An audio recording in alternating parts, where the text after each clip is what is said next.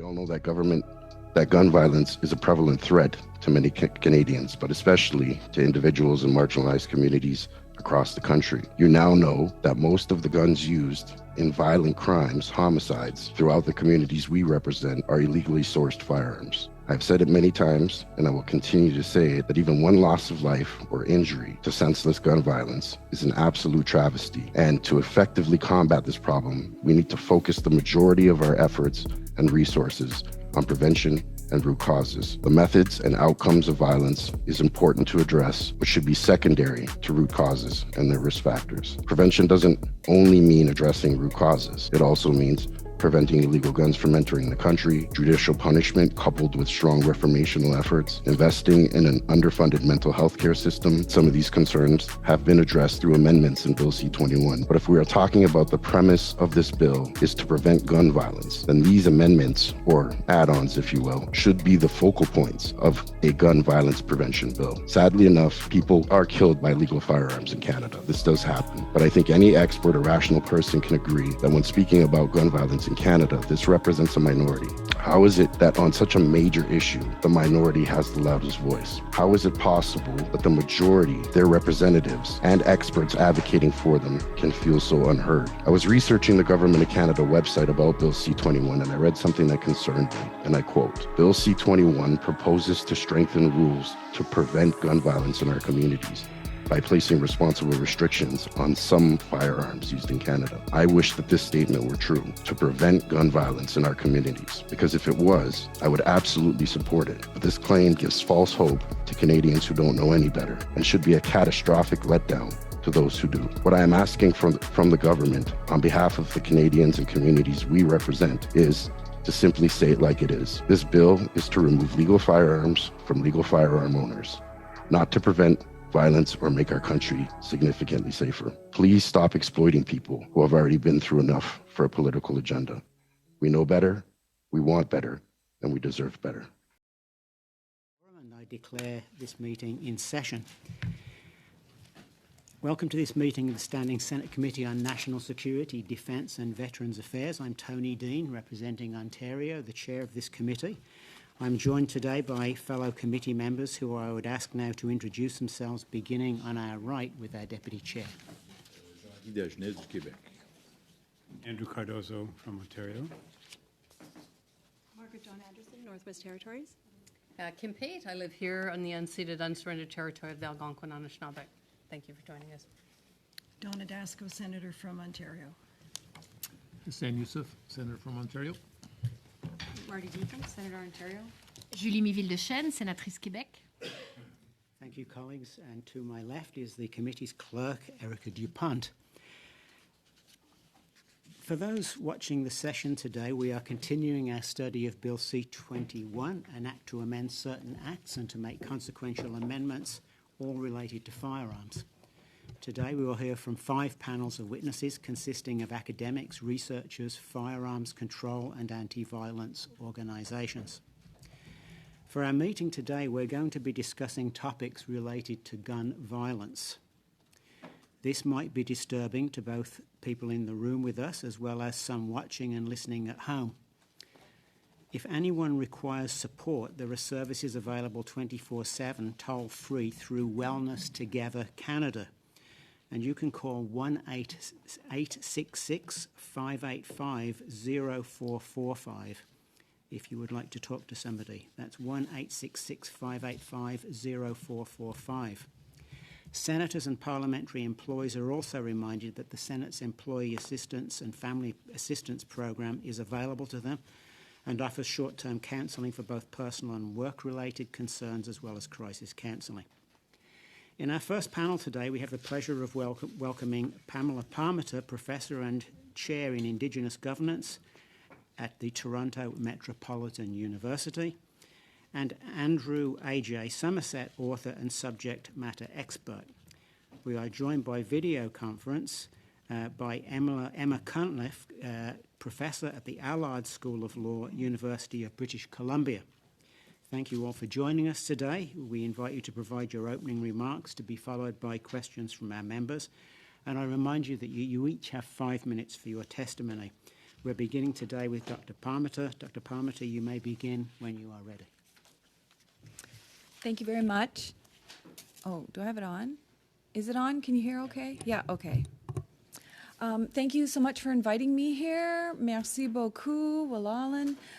This is an issue that is very important to me, both personally in terms of my advocacy work, but also in terms of the research that I have been doing. So I have been researching and engaging on issues of national security for about 15 years. My focus is criminality and corruption in policing, but also far right and white nationalist groups, and then the link between hate groups and gun violence, and then who's at risk from that. The domestic threats in the US and Canada from white nationalist groups that spew hate, incite violence, both in person, in their tiny little groups, and online, is rising in Canada. It's considered a domestic threat, both here in Canada and the US.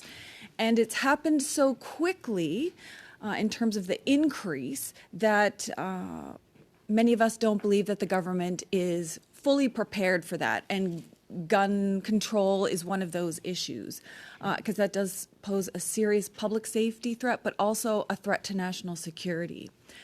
The white nationalist movement is sometimes hidden under the guise of the so-called populist movement. Sometimes they'll call themselves far-right conservatives, but they often align themselves with the gun lobby itself. So you have a mix of white nationalist leaders who also purport to be anti-vaccination, free speech, pro-cop, so it's a big mix of people that get into this, and now we know that they are also, sadly, infiltrated law enforcement and the military. So there's two different kinds of national security threats there.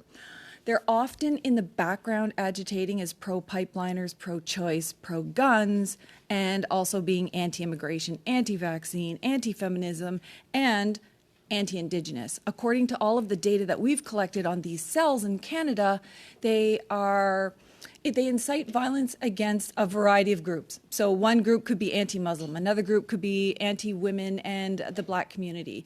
But the one common denominator in all of these cells is being anti-Indigenous. So it guns especially presents a specific threat to Indigenous peoples. And the issue of murder to missing Indigenous women and girls is a statement to that fact. So you've got segments of society, human traffickers, obviously drug dealers and gangs, but also certain segments of society that are involved in targeting Indigenous peoples, but also Indigenous women.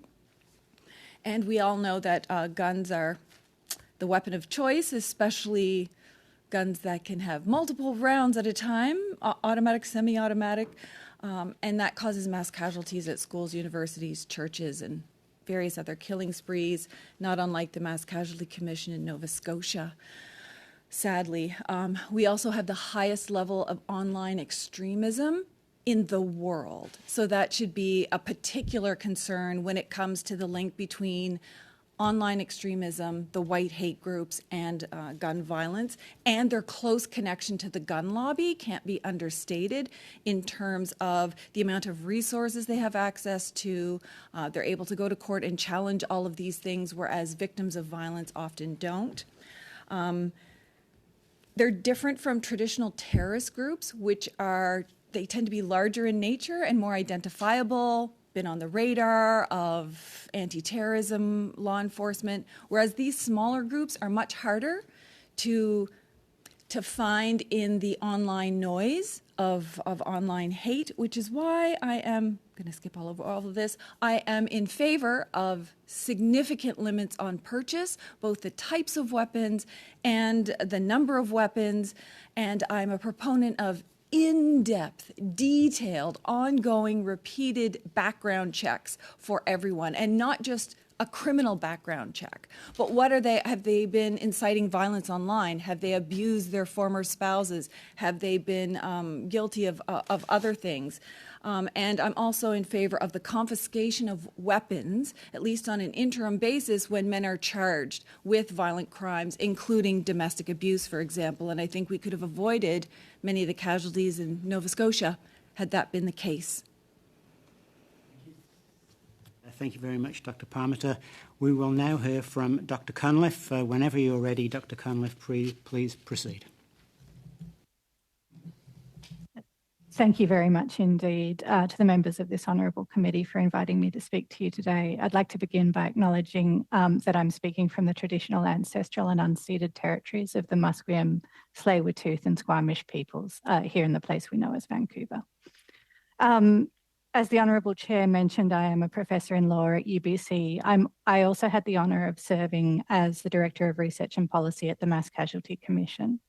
I'm not speaking today on behalf of the Commissioners, but I will direct this Honourable Committee's attention to some key parts of the Commissioner's final report and share some of what I learned in my capacity as the Director of Research and Policy for the Commission. The Commissioner's orders in Council directed the Commissioners to examine issues including access to firearms and issues touching on police responses to reports of the possession of prohibited firearms and matters relating to coordination among law enforcement agencies in the Canadian Firearms Program and Canada Border Services Agency. The Commissioners were directed to give particular consideration to groups and individuals who were differentially impacted by the mass casualty or had the capacity to be differentially impacted by the recommendations made by the Commissioners, with the stated goal of identifying lessons learned and making recommendations that could help prevent and respond to similar incidents in the future. To further their mandate, the Commissioners looked closely at empirical research on firearms regulation, including the effectiveness of steps taken in other jurisdictions in response to mass shootings. The Commissioners attended carefully to the particular questions of rural Canadian culture with respect to firearms, hunting, and Indigenous rights and title. They commissioned expert reports, received evidence and submissions from participants, including the Canadian National Firearms Association, the Canadian Coalition for Firearms Rights, and the Canadian Coalition for Gun Control, as well as women's anti-violence organisations. They convened expert panels and stakeholder discussions on these topics. Senators, you may see key aspects of the Commissioner's conclusions and recommendations made on the basis of that body of evidence in Chapter 13 of Volume 4 of their final report. The Commissioners also addressed some specific aspects of rural firearms culture in Chapter 2 of Volume 4 and the broader research on mass shootings in Chapter 7 of Volume 3 of their final report. The Commissioners found, as others have done, that the question of firearms regulation is characterised by growing polarisation in Canada. Canadian law clearly states that there is no right to bear arms in Canada and that owning a firearm is a privilege that is susceptible to careful regulation in the interests of public safety and to being withdrawn where appropriate. The Commissioners found that the best evidence demonstrates convincingly that prohibiting handguns for most purposes and prohibiting centre-fire semi-automatic long guns has led, in other jurisdictions, to a statistically significant decline in the rate of homicides by shooting, the overall rate of gun deaths, including suicide, the frequency of mass shooting incidents, and the lethality of mass casualty incidents when they do occur. This evidence is statistically robust and it is overwhelming. The Commissioners also found a very significant, indeed overwhelming body of evidence to demonstrate connections, strong connections between gun violence, intimate partner violence, gender-based violence, and mass casualty incidents. In the Nova Scotia mass casualty, as it appears devastatingly in the incident that occurred last week in Sault Ste. Marie, a significant history of intimate partner violence and family violence, coupled with concerns about access to firearms, has led to mass casualty incidents occurring in Canada. Those are two striking recent examples. They're far from being the only examples. The Renfrew County femicides being yet another. And the Commissioners found a very strong through line between misogyny and intimate partner violence, gender-based violence, and gun violence. The Commissioners particularly considered the arguments made by some that reforming firearms laws in response to these incidents is opportunistic or takes advantage of the victims of these crimes. They found overwhelmingly that such reforms had been rational and had rationally addressed gaps and shortcomings in regulations and enforcement that have been identified by incidents such as the Nova Scotia mass casualty or the Sault Ste. Marie killings. Bill 21 addresses many of the recommendations made by the commissioners.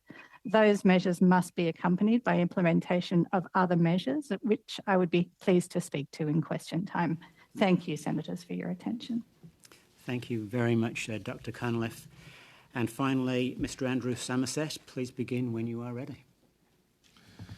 Thank you. My chief area of interest is in the rhetoric of firearms politics and also in rationales for gun ownership. A shift has occurred in gun culture in North America, in Canada, and the United States in the reasons that people own firearms. In the 1990s, only 6% of Canadians reported that they owned firearms for self-defense. According to recent polling done for Public Safety Canada, that number is now 24 to 30%. So there's been a great growth in interest in owning guns for the purpose of essentially shooting people. And that's accompanied by a shift, again, this is North America-wide, a shift towards ownership of assault weapons and handguns. Those are the growth areas for the firearms industry now. I just used the expression assault weapon, so I'm going to take a moment to define that because it is always contentious. Assault weapon, assault-style firearm, what this has meant in the past is it's referred to a class of firearms that's kind of developed to look military. They have military features such as pistol grips and so on, and they appeal to people who like that kind of thing. They like the military appearance. And this leads to the complaint that efforts to regulate assault weapons are all about cosmetics because there's guns with the same functional characteristics that do the same things and we're not going after them. Why are we only going after the military-looking ones? And this has been the approach that's been used, for example, in California to try to define those cosmetic features, and it's an erroneous approach. We should be focusing on the function and not the appearance, and the function is easy to describe. First of all, they're semi-automatic. A semi-automatic firearm allows an unskilled shooter to achieve a higher rate of fire than one with a manually operated action, such as a bolt-action firearm. They have detachable box magazines. This allows an unskilled shooter to change magazines and reload the weapon in 4 seconds or less, which is much harder to accomplish if you're stuffing shells down the tube magazine of a shotgun one by one, for example. And the box magazines also make it easy for people to carry a large quantity of ammunition. And so this creates a public safety concern, I believe, around assault weapons. These are the weapons that are most implicated in, and most seriously implicated in those mass public shooting events, and also in extremist violence when we see that. And extremist violence actually often merges into those mass public shooting events. Example, the Quebec City mosque shootings. Magazines themselves, I should say, are also part of the problem. And in Canada, we have a problem in that we've legislated a 5-round limit on magazines, but the magazines for assault weapons are typically actually 30-round magazines that have been altered so that they can't hold more than 5 rounds, typically by adding a rivet that just stops the magazine follower from moving. Any person with hand tools can modify these magazines back, and then you've got a 30-round magazine, and it takes minutes. So that's a significant concern as well, I think. And I think that everybody who's involved in the broad firearms debate actually acknowledges that that is a problem. So in terms of what we can do about this, well, we can't prevent mass murder from occurring. Mass murders are going to occur, but we can, at the risk of repeating what's already been said, we can reduce the frequency of the events, and we can reduce the number of fatalities, and we can reduce the severity of the wounds among those people who are wounded. In short, we don't need to make it easy for people to commit mass murder. So there's things we can do about this. In the United States, we don't have a lot of examples in Canada that we can use for mass public shootings, but fortunately, the United States offers us many. And in the United States, the frequency and severity of mass shootings are up since 2004, which is the date of the expiry of the federal assault weapons ban in the United States. In the period of the assault weapons ban, which was 95 to 2004, there were annually 3.4 incidents on average and a total of 17.8 annual deaths on average. In the last 10-year period, that is now 6.1 incidents on average and 55.6 deaths. So the deaths have increased far more than the number of incidents. We're seeing a greater number of fatalities per incident. Also, there's recent research in the United States. This was in the American Journal of Public Health in 2019. 62% higher death toll when we have large capacity magazines used in a mass shooting. So magazine size does indeed matter. Is that time? Okay. Sorry. Thank you, Mr. Somerset. There'll be time to engage further, as you know. We're now going to proceed to questions. Our guests are with us until 3:55 today, and we're going to allow and do our best to allow time for each member to ask a question. With this in mind, you each have 4 minutes for each question, including the answer. I will hold up this card to indicate that 30 seconds remain in your time. Isn't that impressive? I ask that you keep your questions succinct and to identify the witness that you are addressing. And the first question goes, as always, to our Deputy Chair. Merci, Monsieur le Président. Alors, ma question va... Thank you, Chair. My question is for Ms. Palmater. Madam, you have presented a vision of criminality that you attribute to a suprematist military, perhaps police officer, white male, and perhaps over 40 years of age. There have been 8,000 and some firearm crimes in Canada since 2021, and what proportion of these can be attributed to the supremacists you're pointing a finger at?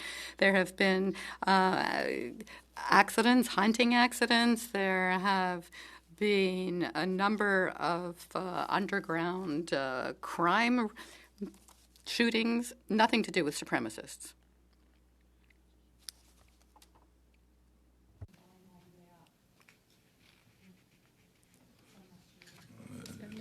Yep, we'll just suspend briefly and get this sorted out and return momentarily.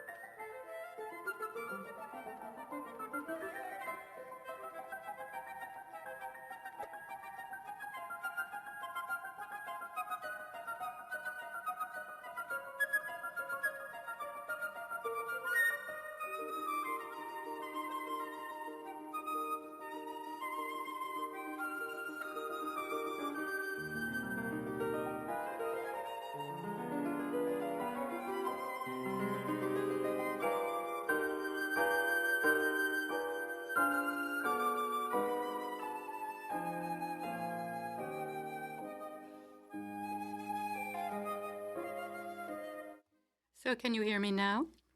Yes? Very well. As I was saying, you've just presented a vision of criminality that you attribute to a suprematist white man. You mentioned military police officers. I just wanted to point out that I was a police officer for 40 years. I didn't feel some of the things you're mentioning. But anyway, there are 8,000 and some crimes, firearm crimes in 2021, and what proportion of them can be attributed to supremacists? There were, of course, family crimes. There were underground crime accounts being settled, and hunting accidents. Nothing to do with the supremacists then. It's on? Okay. Thank you very much for your question. The problem with these groups is the crossover. So you think about discrimination and how there's intersectionality. You can't just look at race, but you also have to look at gender and sometimes disability. And it's the same with these groups. So a white supremacist group could cross over with an incel group, could cross over with a drug group or a gang or a guy who commits domestic violence against his partner, for example, who believes in all of that stuff and participates informally. So the reach and the crossover is what's extensive. And what we have said is that the law enforcement agencies haven't done enough to actually look at that crossover and the impact of that and the numbers attached specifically to gun violence in those crossover areas. Do I have time for a second question for a follow-up? Thank you.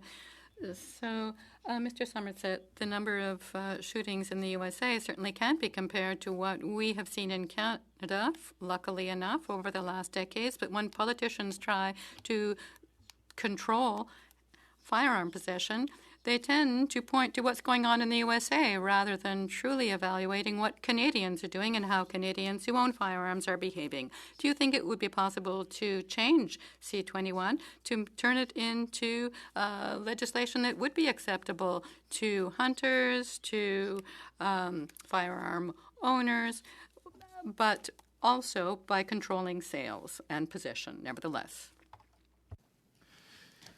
Well, I think that with respect to Bill C-21 and its effect on hunters, in the first place, this bill does not change the status of a single long gun in Canada. The only long guns that would be affected by this legislation would be those designed and manufactured after it comes into force.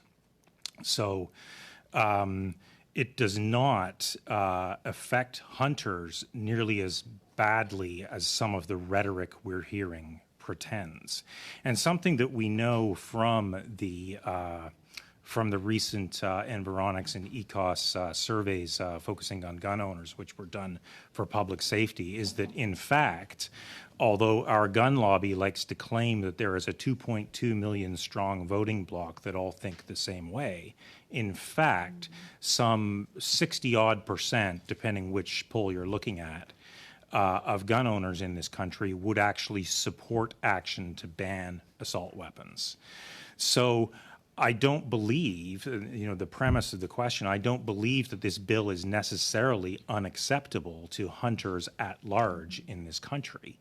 I think it is unacceptable to a relatively small proportion of gun owners who use hunters as their shield and rallying cry. Thank you. We next go to Senator Miville-Dechêne, followed by Senators Cardozo, Dasko, Yussuff, and Pate. Senator Miville-Dechêne. Merci. Alors, thank you.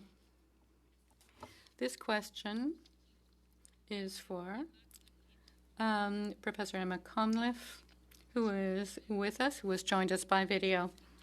To make it very clear, so the Mass Casualty Commission recommended that the federal government amend the criminal code to prohibit the use of a magazine with more than 5 rounds. However, as I understand it, in the rules on magazine, it allows the sale of modifiable magazines that are pinned at 5 but can easily be converted to their full illegal capacity, as several mass shooters have done. And it can include drums of 110 rounds, if I understand well. So what should be done, according to you? And I know you're not talking for the Mass Casualty Commission, but I'd like to hear you on the fact that on one side, we say 5 is the maximum, but on the other side, there's all those exceptions. Thank you, Senator, for that important question. This is also a question that was grappled with by New Zealand in the wake of the Christchurch mosque massacre. And the path that New Zealand took in response to that problem was, first of all, to extend regulation much more clearly to magazines that can be switched out than had previously been the case. And secondly, to regulate the sale of external magazines only to those that could not be modified in that way. that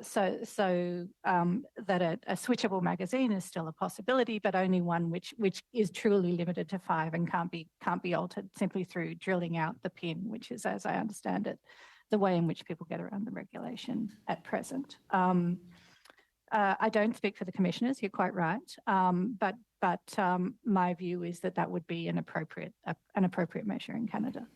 So you would think this could be done in regulation or in this bill? It's my understanding that it can be done by regulation. I think the value of making it part of the bill is clarity. One of the very important things we heard in the evidence in the Mass Casualty Commission is that there's a great deal of uncertainty about what is and isn't lawful in the community at large. And so that the commissioners heard from 35 community members who were aware that the perpetrator had an arsenal of weapons, but for the most part weren't sure whether they were legal at all, whether he had a license, what to do if he didn't or shouldn't. And so one of my additional recommendations is actually that all that can be done to clarify the regulations so that they're simple and easy to apply is worth doing. And all that can be done by way of community education so that people understand what is and isn't permitted and know when something is happening which shouldn't be is effort well spent. Just a quick question on violence against women and firearms. Is it true, I read somewhere that if there's one harm or gun in the house, it's a factor that has to be taken into consideration for violence? It just. I'm sorry, I'm trying to explain in English something that's complicated. But what is the relationship between president? Okay. Yeah. So there's a researcher from New Brunswick by the name of Deborah Doherty who's done extremely helpful work on gun violence in rural communities, intimate partner violence, and with very large numbers of participants over many years. And she has found that women's fear of lethality and the experience of lethality both increase by orders of magnitudes in the presence of firearms in the home.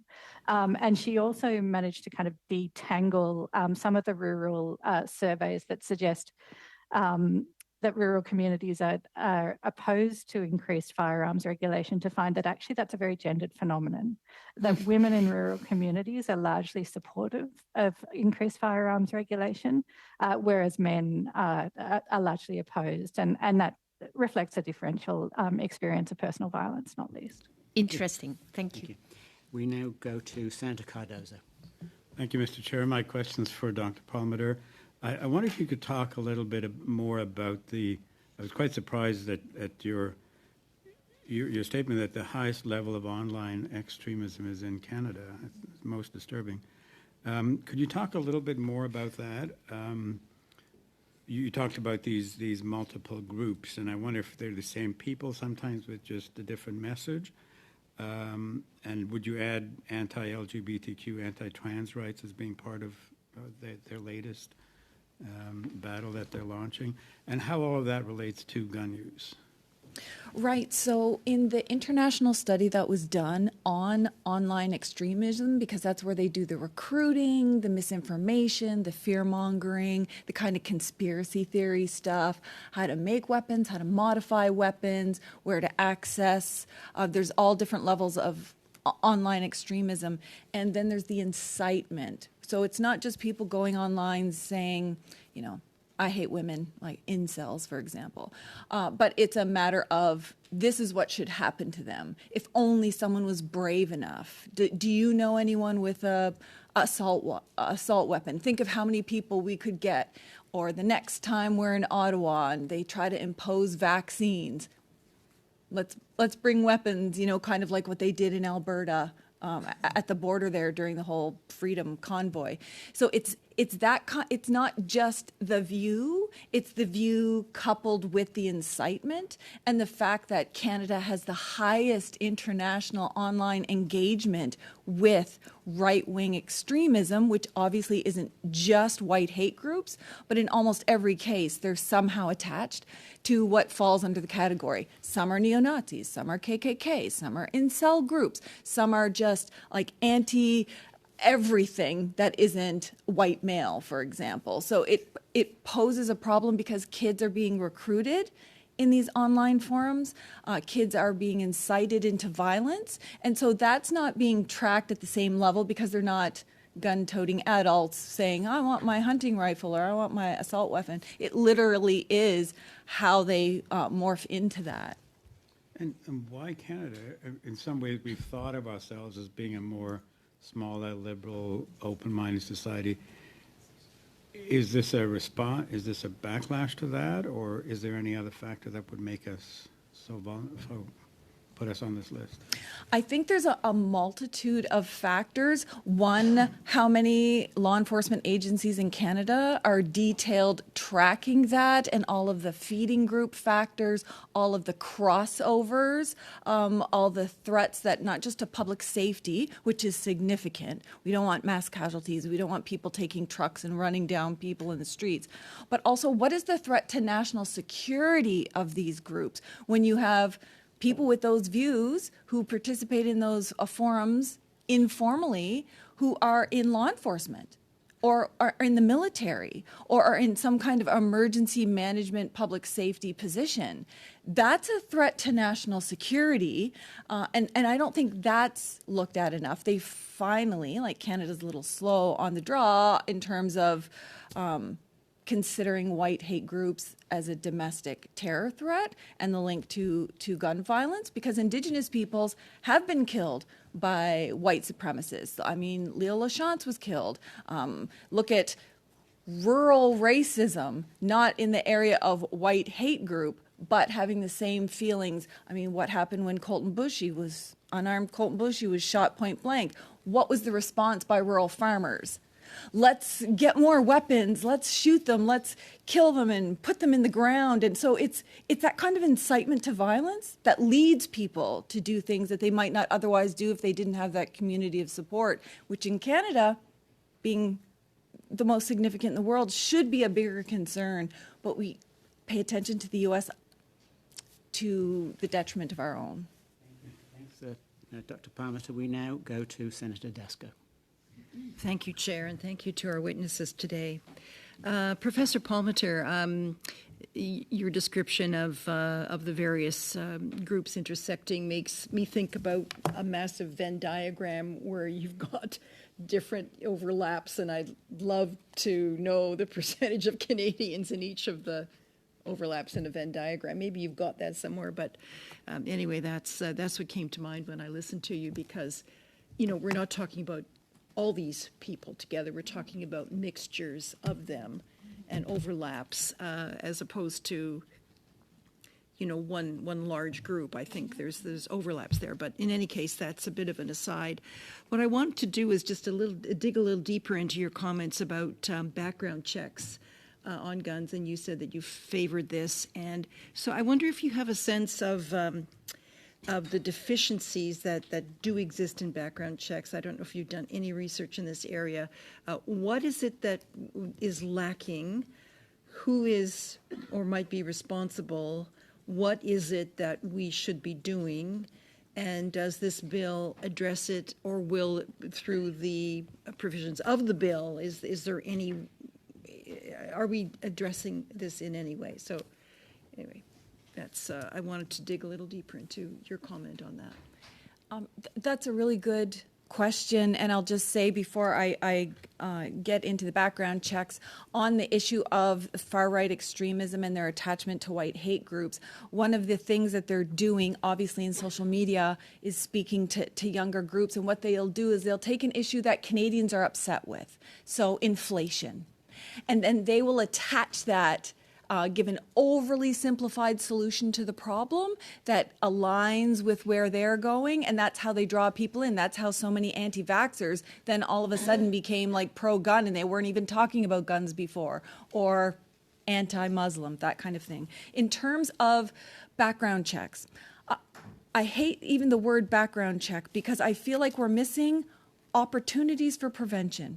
Just like in the environment or in the medical condition, we should always use the precautionary principle. How many opportunities or stages of opportunities do we have to catch a problem?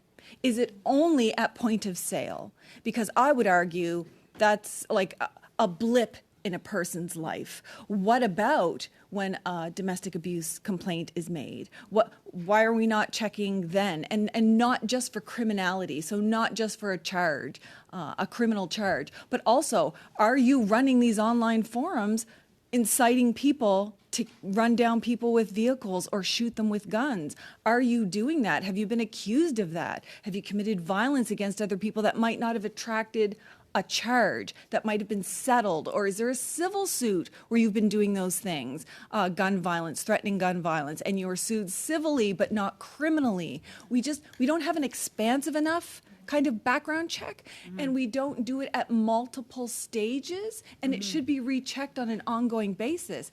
Who someone was when they bought the gun to begin with could be very different 10 years later. Right. So that means going back to people with a gun license, and doing these kinds of checks periodically.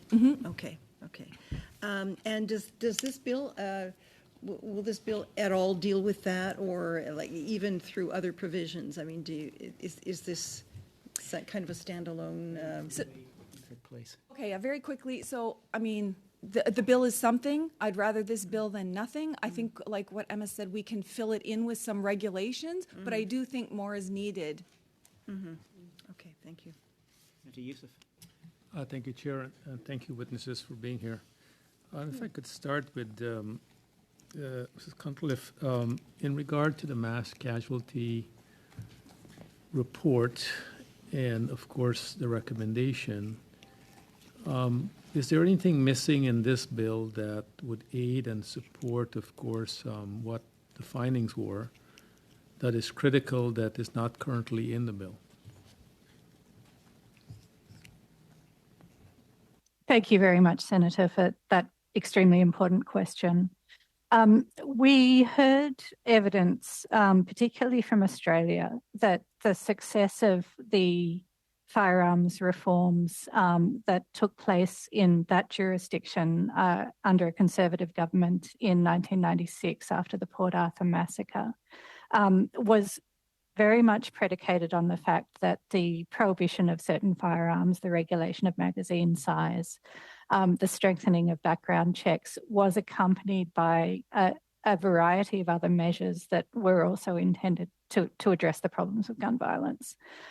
Those included, and I think this is significant in terms of the polarisation that we're seeing in the Canadian community, close work with sports shooting associations, hunting associations, in order to ensure that the regulations worked well to allow, for example, Olympic sports shooters to continue to compete, allowed rural landowners to continue to do pest control or manage livestock in the ways in which they needed to do. That was achievable while prohibiting handguns and semi-automatic firearms by working with those people as partners. Something that concerns me is that there does seem to be this extremely polarised rhetoric playing out, and I suspect, as my colleague on the panel has said, that there's a quiet majority of law-abiding gun owners who respect the skill, frankly, associated with appropriate firearm ownership and use, and who are concerned by the growing violence and the growing self-protection discourse that's emerging from segments of their community. And I would like to see more done to engage that segment of the gun-owning community, frankly. I also think that it's necessary to implement other recommendations made by the commissioners in the Mass Casualty Commission. So, for example, to ensure that victims of intimate partner and family violence have safe and effective pathways to leave violent relationships, and to stay safe and, for example, report concerns about firearms if they choose to stay, as is their right. To implement public education about firearms regulations so that community members know what's allowed, know when they should report concerns and how to do so safely. It's important to offer culturally appropriate firearms education to Indigenous youth and communities, and to work with those communities to ensure culturally appropriate community-led approaches to firearms safety that allow the exercise of Indigenous hunting rights. to ensure that rural and remote communities have access to mental health services and addiction treatment to reduce both the rates of self-harm using firearms and firearm violence in those communities. And so the Commission has really emphasised this is a complete package of recommendations, and strengthening regulation and coordination, as Bill C-21 does, are both important steps, but they need to be accompanied by other measures. Thank you. I'm afraid we have to move on. Senator Yussuff. Senator Pate is next. Thank you very much, Mr. Chair, and thank you to the witnesses for appearing. My questions are for Dr. Palmater and Dr. Cunliffe, but I'm happy to have you also pipe in as well. First for you, Dr. Palmater, many people are raising issues around the rights of Indigenous people, First Nations people, to their hunting rights and the like, and I'm curious as to how you see this legislation impacting those rights. And I'll let you answer, and then I'll ask Dr. Well, actually, I'll ask both questions if that's okay, and then we can go to Dr. Cunliffe. You mentioned the Port Arthur massacre, and I'm struck by, in addition to using very clear language, unlike even mass casualty, for instance, the importance of looking at all of the other factors that contribute. The fact that we often see people who end up convicted of serial killing or mass shootings first having been known to be perpetrators of intimate partner or violence against women. We know that in virtually every situation internationally that's happened, and yet we don't take that seriously. And with the Missing and Murdered Indigenous Women and Girls Inquiry, they pointed out the same thing. We don't take that seriously. What other measures would you like to see included, in addition to what you've already said in response to Senator Yussuff? And I ask that, I guess, for both of you, but if we can start Dr. Palmater and then Dr. Cunliffe. Thanks for the question. It's a really important one because the gun lobby very quickly tried to appropriate and exploit Indigenous peoples to be in favor of unrestricted gun use, no background checks, as if they had any kind of sympathy or compassion for First Nation rights. That being said, First Nations do have a right in this country. In fact, they're the only group in this country that has a constitutional right to bear arms. Supreme Court of Canada has already said no one else does. But we do. We have that by virtue of our treaty rights, Aboriginal rights, our right to protect our territories, and now that's reinforced not only with Section 35, but with UNDRIP, the right to govern our territories, which would include things like gun control. That's on a collective level. On an individual level, the whole idea that First Nations need assault rifles and handguns to shoot a deer is just so ridiculous. Never, never has that ever happened. So the two really need to be separated. Weapons of significant destruction, like an assault weapon, versus a long gun for hunting. They're not even remotely similar. And we do have to make sure that we're taking into account that even First Nation rights, even within a First Nation community and First Nation law, has to be balanced with the safety of women. We have to take that seriously, and the safety of children and everyone around us. So no right is absolute. The First Nation right takes priority over others in the Constitution, but that has to be balanced with safety. And I think this bill, go ahead and pass. I think you can fill it out with regulations, but I think the government should also commit to working in partnership with First Nations on how are we going to do joint background checks, what are the kinds of opportunities for safety can we do, and what are the other limits that we should put, given that we know that there's so many societal threats to First Nations, but in particular First Nations women. Thank you. Dr. Seconds, if you could, please. Thank you, Senator Pate. You're quite right that the commissioners drew a very strong line between a history of intimate partner, gender-based violence, and the perpetration of mass casualties, and that's very well established in the research. Whether we look to the Nova Scotia mass casualty, the most recent incident in Sault Ste. Marie, or other Canadian examples such as Renfrew County, we see a history of concerns about a violent man and his access to firearms and his treatment of women. We see that those concerns have been reported to police, but not properly investigated frequently or taken sufficiently seriously. And so a significant thing that should accompany this bill is a very clear focus on accountability of law enforcement agencies to actually implement the law as it is written. There are presently measures for the withdrawal of a firearms licence in circumstances of concern about public safety. Those mechanisms are rarely used, and they weren't used in the 3 mass casualty examples that I've just shared, despite the fact that they could have been. Is both. I'm sorry to interrupt. I'm sorry. I apologise, but we have to move on. Senator Boehm, followed by Senator Owen. That should just about bring us to the end of our session. So, Senator Boehm. Thank you, Chair, and thank you to our witnesses for being here and Dr. Cunliffe for joining us virtually. My question is actually for you, Dr. Cunliffe, but I think our 2 witnesses here might want to respond to this as well. And I'm really looking at whether we can learn anything from observing what is going on in other jurisdictions. What do I mean by this? There are parallels between what happened in Nova Scotia and what happened last week in Lewiston, Maine, both from the similar number of casualties to the respective manhunts for the perpetrators, what the lessons might be, and what can be learned by Canadian gun policy researchers and advocates.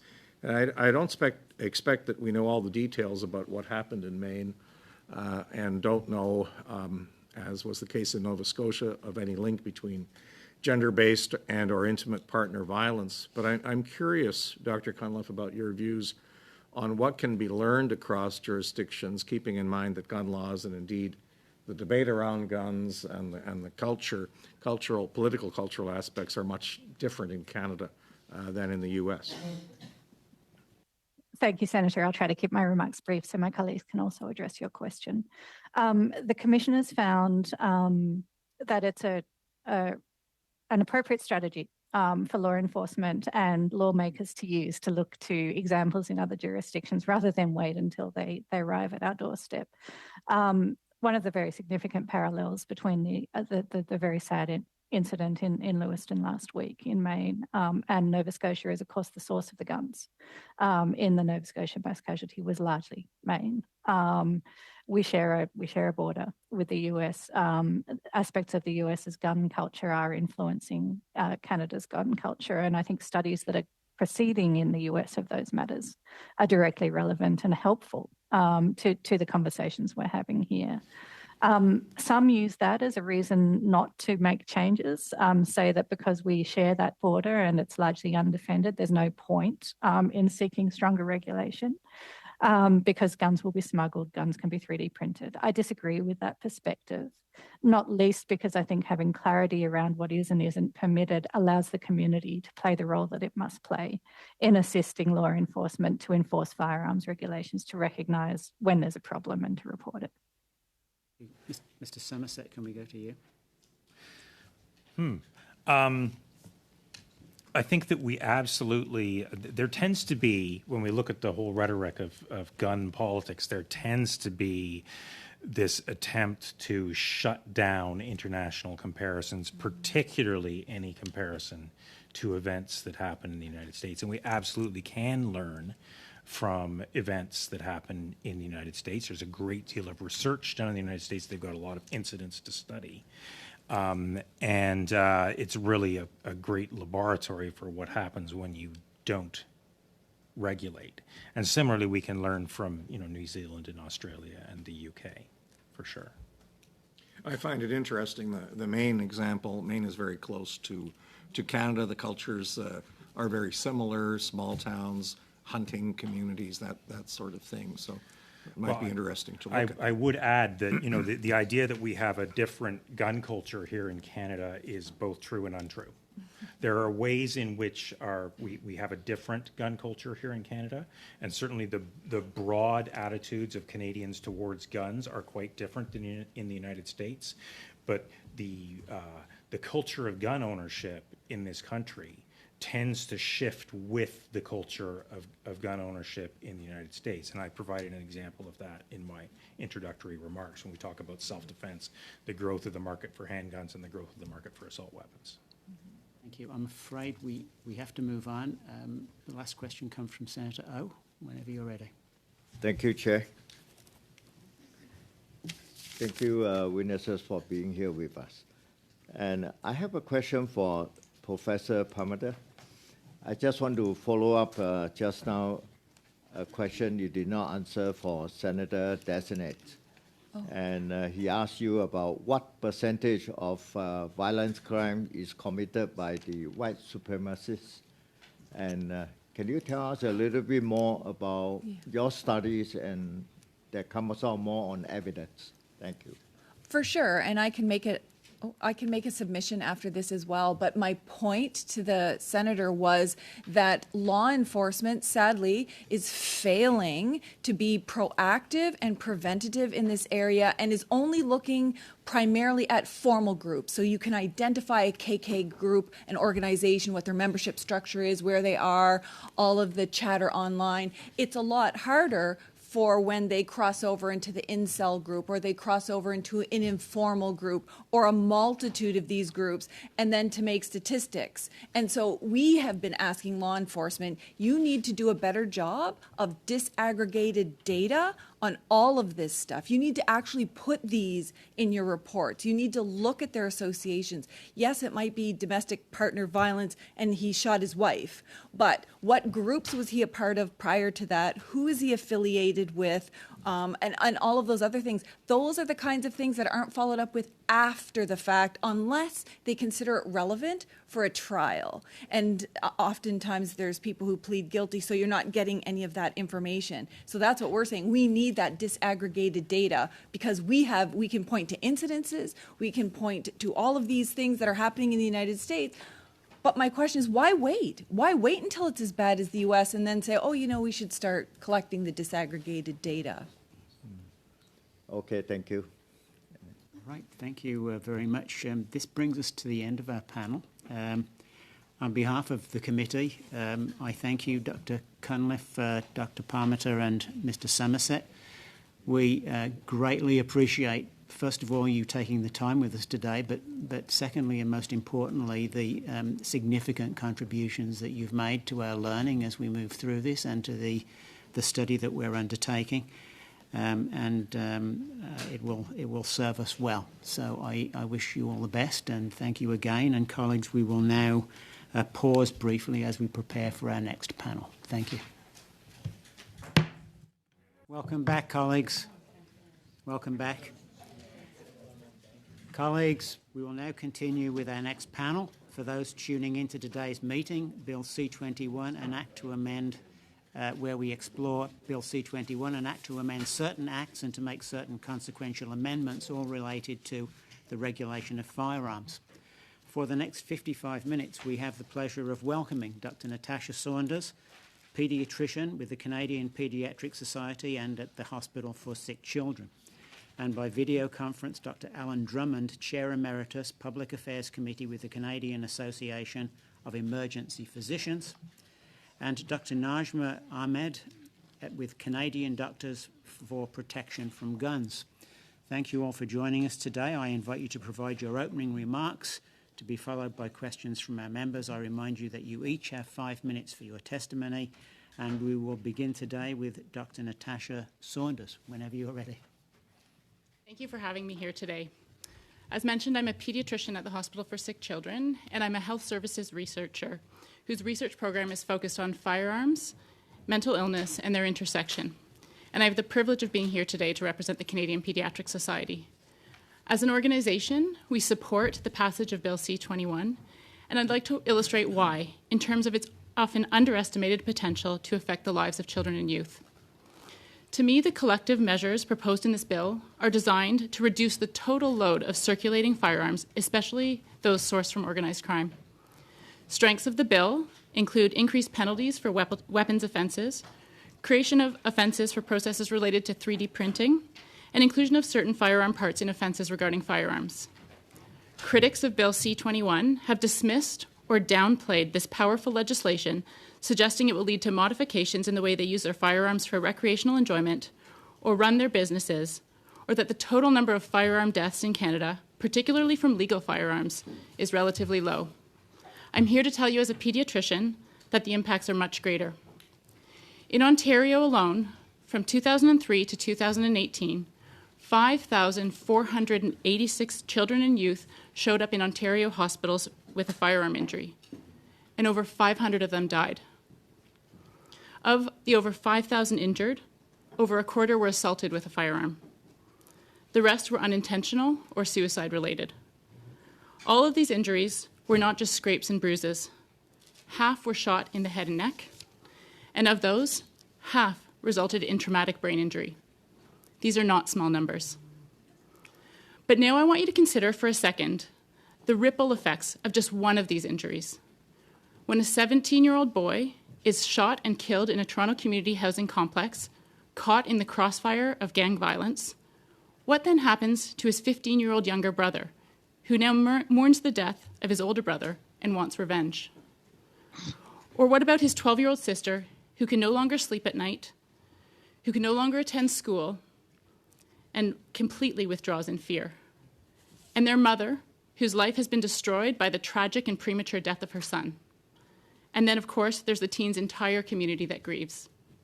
These too are victims of firearm injury, and these lives should always be counted, considered, and supported. The impact of firearms on their lives must also be weighed. I'd like to now bring your attention to the school setting. Some argue that there are few domestically sourced guns that pose a problem in Canada. But imagine for a second that just one of these domestically manufactured guns ends up with an active shooter in a school. Picture a school lockdown, 600 students. In school shootings, every time there's a lockdown, every time a 10-year-old has to hide under their desk at school, away from the windows, that's traumatizing, anxiety-provoking. Every time there's a gun on school property with an associated lockdown, we have 600 school-age victims, terrified by the threat of violence.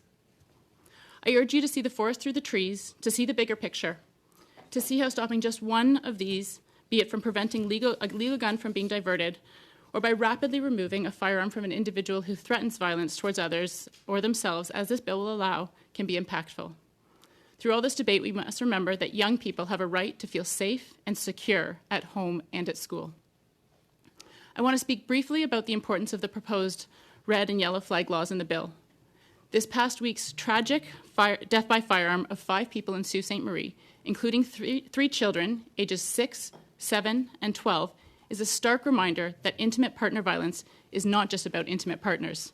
It affects whole families, children, and innocent lives. The introduction of red and yellow flag laws in Bill C-21 provide one tool to protect the public and vulnerable families from assault-related and self-inflicted injury.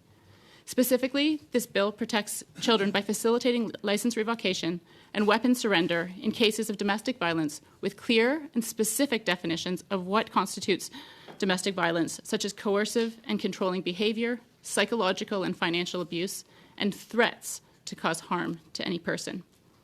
As we move forward, the CPS recognizes that all levels of government must work together to make meaningful changes to reduce violence among Canada's youth.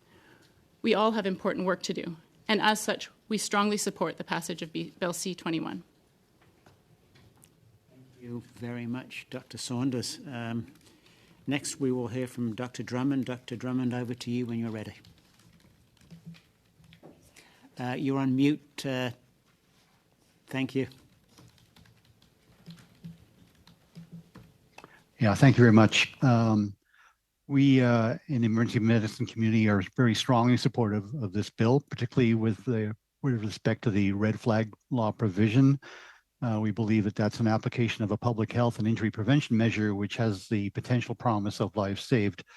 Gun control is increasingly polarized in this country, but I think we can all agree that the prevention of death is clearly sufficient motivation across the ideological divide and in the best tradition of Canadian values. Of all firearm deaths, 75 to 80% are due to suicide. And if we as a nation are to be serious about reducing firearm deaths, then we must make suicide prevention a priority. There's a little bit of cross-referencing with Dr. Ahmed's presentation, so I'm not really going to go into the statistics other than to say that there's about 10 Canadians who die every day as a result of suicide. And for every one of those, we have literally dozens who show up in the emergency department seeking assistance. Because a gun in a home is a recognized factor for completed suicide, we worry that when we send people home, we're sending them home to an uncertain future, a loaded shotgun under the bed, a handgun under the pillow. We just don't know. And the inevitability of suicide is a total myth. We know that most of these things are impulsive, and that if people survive their initial suicide attempt, that they won't go on to completed suicide with little risk of substitution methods. The other big issue is that of intimate partner violence, and up to 30 to 40% of people who present to our emergency department have been victims of intimate partner violence. And again, the risk of death to a victim of intimate partner violence is significantly higher, fivefold, when there's access to a firearm in the home. So the emergency department is faced on a daily basis with individuals who are at potential risk of firearm death, but knowing that there are firearms in our homes, we cannot really intervene. Only in the face of a clear and imminent danger can confidentiality be breached. The other issue is that of mass shootings. We looked at in University of Michigan, they looked at about 6,000 red flag law impositions, and about 10% of those were for shooting threats to intend to harm as many people as possible. Now, we've been very supportive since 1995 in our original brief to Policy 68 with regards to a notification system. And so we were obviously quite delighted when Mr. Blair in 2020 announced the potential of a red flag law. And this is based strictly on the American model, in which there are 22 such laws, so it's a bit of a hybrid. And out of those 22 laws, only 3 allow for physician breaching of confidentiality. It should be noted that the 7 states with the lowest rates of firearm death in 2020 all had red flag laws, and in Indiana and Connecticut, for every 10 ERPOs, extreme risk protection orders, there was 1 suicide saved. And Canada's model, basically requires a petition to the court, a judicial hearing, and then an unexpected time frame for initial removal of the firearms. We only make some observations, not recommendations, but we are concerned with the absolute need for a petition to the court and judicial hearing prior to the removal of firearms, only because that leads to the potential of time, and loss of time can lead to increased risk of femicide.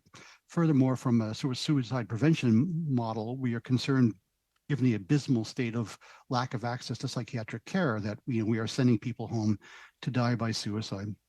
Similarly, Canadian provinces have all adopted a medical reporting mechanism where a gunshot victim presents to the emergency department or reported to the police. And we've reused the development of a direct medical reporting system prior to the trigger being pulled as a positive upstream solution to this increasing problem. Lastly, and fundamentally, however, the decision to allow medical reporting and the breaching of patient confidentiality is a provincial concern, not a federal, and within the purview of the provincial regulatory colleges. Following the passage of this legislation, the next logical step for the federal government would be a collaborative effort with all the provinces and the medical colleges at developing a template for such a medical reporting system and providing the required financial resources for their effective implementation. Thank you very much. Thank you very much, Dr. Drummond. And we now move to our final witness in this panel, Dr. Ahmed. Please proceed when you are ready. Thank you very much, Senators and my esteemed colleagues. I'm delighted to be here to speak on this matter.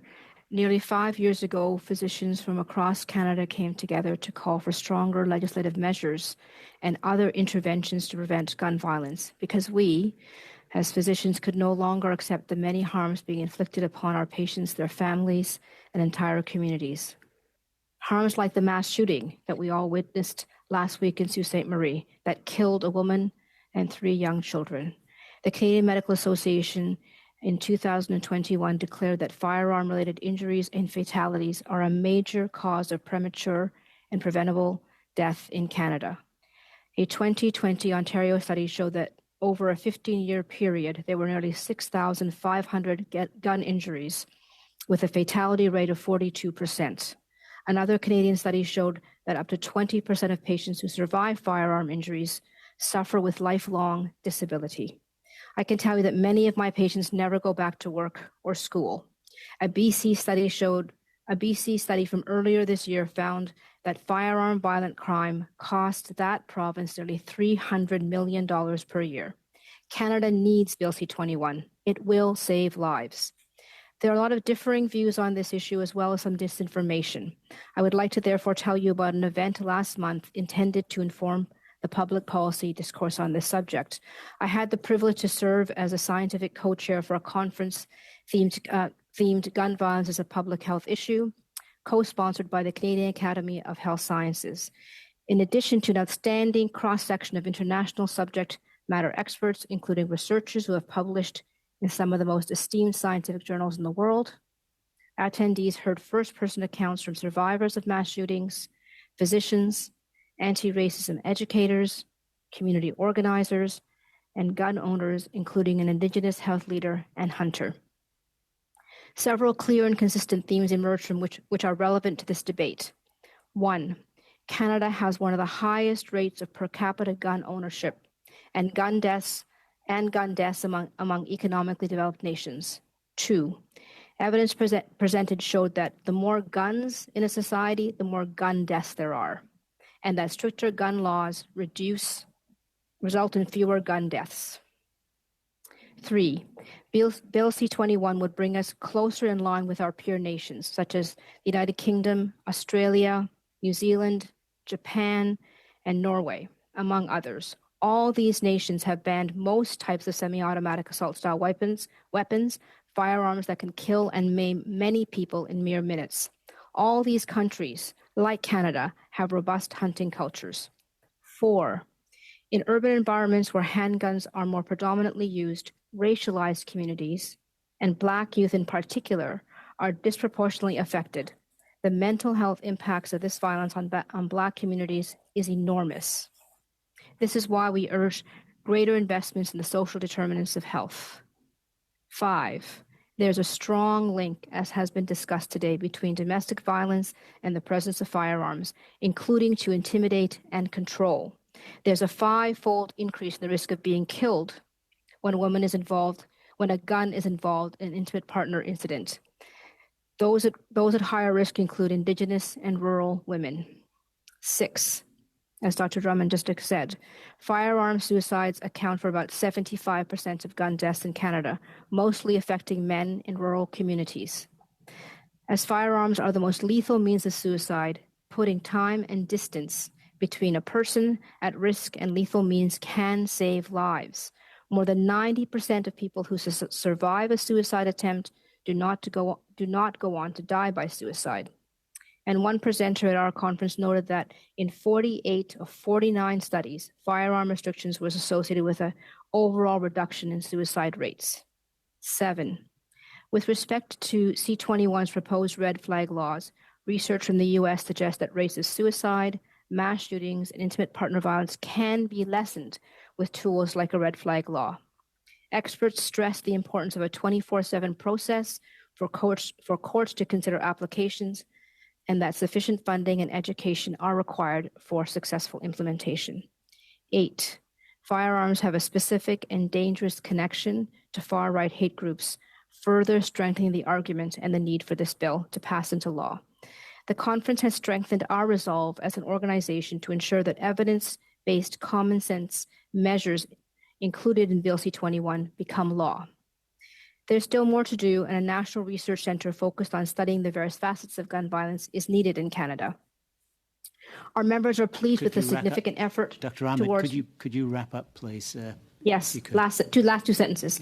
Our members are pleased with the significant effort towards making all our communities safer.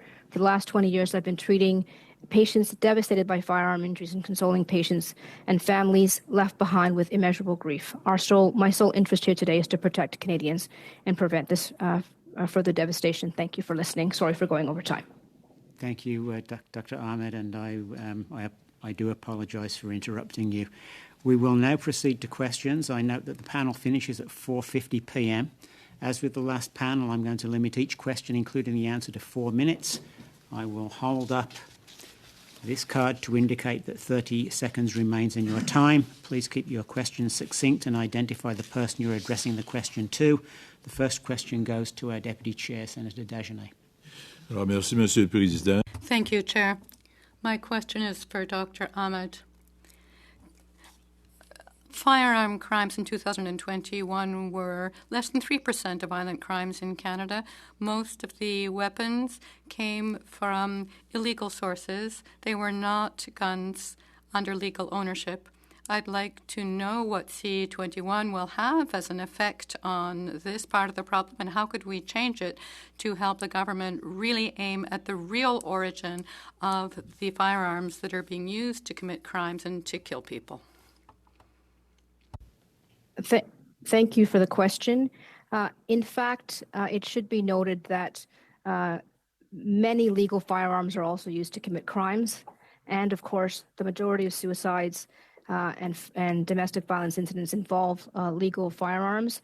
I believe at this hearing, let me find my notes here. I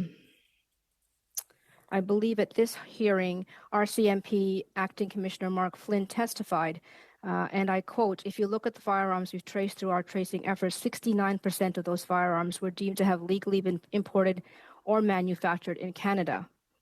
Legal firearms that are in Canada are likely contributing to the pool of firearms that are being used in gang-related and organized crime homicides." That doesn't mean that we shouldn't address the illegal flow of firearms into our country, but I think it's not accurate to say that that legal firearms are not contributing to crime in our country or gun deaths overall. As an example, the gun that was used in the mass shooting on the Danforth was stolen from a gun shop in Saskatchewan. Mais constate une hausse importante du... There is a growth in violent crimes committed by people with behavioral problems that require psychiatric help. For example, knives, and there's no control being exercised on them. Is there anything that we could do to control them, and to what extent do knives and similar weapons, how much concern do you have about them? Mental health issues need to be addressed, and we need to provide people with supports. But it's a myth that people with mental illness are necessarily violent. In fact, people with mental illness are often the victims of violent crime rather than the perpetrator. I can tell you as a trauma surgeon, the case fatality rate for a stab wound is much, much, much, much, much less than for a gunshot wound. These are intended, guns are in fact intended to kill and maim people. That's why we equip our armies with them. Knives are much less injurious. Merci, Monsieur le Président. Thank you, Chair. Senator Dagenais. We now go to Senator Kutcher, to be followed by Senators Boisvenu, Deacon, Ontario, Carignan, Cardozo, and Yussuff. Senator Kutcher. Thank you very much. I have two questions, one for Dr. Ahmed and one for Dr. Drummond. Dr. Ahmed, soon after the Danforth shooting, you and a group of your colleagues put forward statements about a need for interventions to decrease firearm violence, and that firearm violence should be addressed as a public health issue. Because of these statements, you were targeted with a Stay in Your Lane Doctor campaign, similar to the NRA actions against the American College of Physicians after it framed gun violence as a public health issue. Do you think that Bill C-21 should be framed in terms of gun violence being a public health issue? And would you tell us a bit about where those threats against you originated and what impact those threats had on you and your colleagues? Thank you for the question, Senator. Indeed, most scientific communities, medical communities, public health researchers in this area, in fact, support the notion that gun violence is a public health issue. The gun is the vector, the bullet is the vector, and in any disease, disease state, where we look at it from a public health perspective, the decreasing exposure to the vector, which is the gun or the bullet in this case, reduces the harm and disease from that vector, if you think about it from a bacterial or virus perspective. And institutions, and jurisdictions where they have applied this lens have been very successful in reducing harm, injury, and death from guns. You are right to point out that, in fact, when we started our work, and it wasn't just me, many physicians across the country and healthcare professionals thought it was time for Canada to address this issue seriously. The Canadian Coalition for Firearm Rights orchestrated a campaign with the CPSO, which is the regulating body in Ontario, which licenses physicians, to have my medical license revoked on the basis that my advocacy to reduce harm and injury for patients and communities was somehow unprofessional. In fact, advocacy is a core competency for physicians and something that we are tested and trained in our training. If you think about smoking, anti-smoking campaigns and seatbelt laws and asbestos laws, many of those campaigns, all those campaigns, in fact, were taken up by physicians who saw the harms of these things at the coalface in our emergency departments and our hospitals. So that was not an easy time. I must say the whole medical profession did stand up and support our efforts. So I had lots of support and lots of ordinary Canadians as well. And all of those complaints against the CPS, those 70 of them lodged by people who I'd never met or treated, were dismissed as moot and frivolous. Thank you for that. Dr. Drummond, you've co-authored a paper looking at the CAEP position paper, looking at the impact of gun registry on decreasing firearms-related suicide. Do you think that as a public health measure, decreasing access to firearms is a factor in reducing firearms-related suicides? And since about 75% of all firearm-related deaths in Canada are suicides, do you think that Bill C-21 will be likely to decrease the number of firearm-related suicides in Canada? Well, thanks for the question. So, I mean, I think it's pretty straightforward. Internationally, the literature has been strong over the last 30 years in terms of the impact of access to firearms in terms of completion of suicide. There have been studies done in various military settings such as Switzerland, Israel, where there was a reduction in the number of firearms being taken home by soldiers on the weekend, consequently a reduction in suicide deaths. So yeah, it is indeed a fairly important and significant factor in terms of access to firearms leading to increased risks of fatal suicide. So clearly, this is a public health measure in terms of suicide prevention. I think that this bill, in its construct, will be helpful. There could be improvements in terms of making sure that the web of those who can report an individual at risk could be increased to include all kinds of healthcare workers, social workers, educators. This is not the first rodeo for red flag laws in Canada. Quebec, following the Dawson College shooting, introduced Anastasia's law, which basically allows physicians and other health professionals to report an individual at risk. The lesson from Anastasia's law is that we need to make sure that the public police forces are fully aware of the components of those bills and know how to access the service. Dr. Drummond, part of the problem is I'm sorry to interrupt, but we have to move on. Thank you very, very much. Senator Boisvenu, we go to you next. Merci, Monsieur le Président. Thank you, Chair.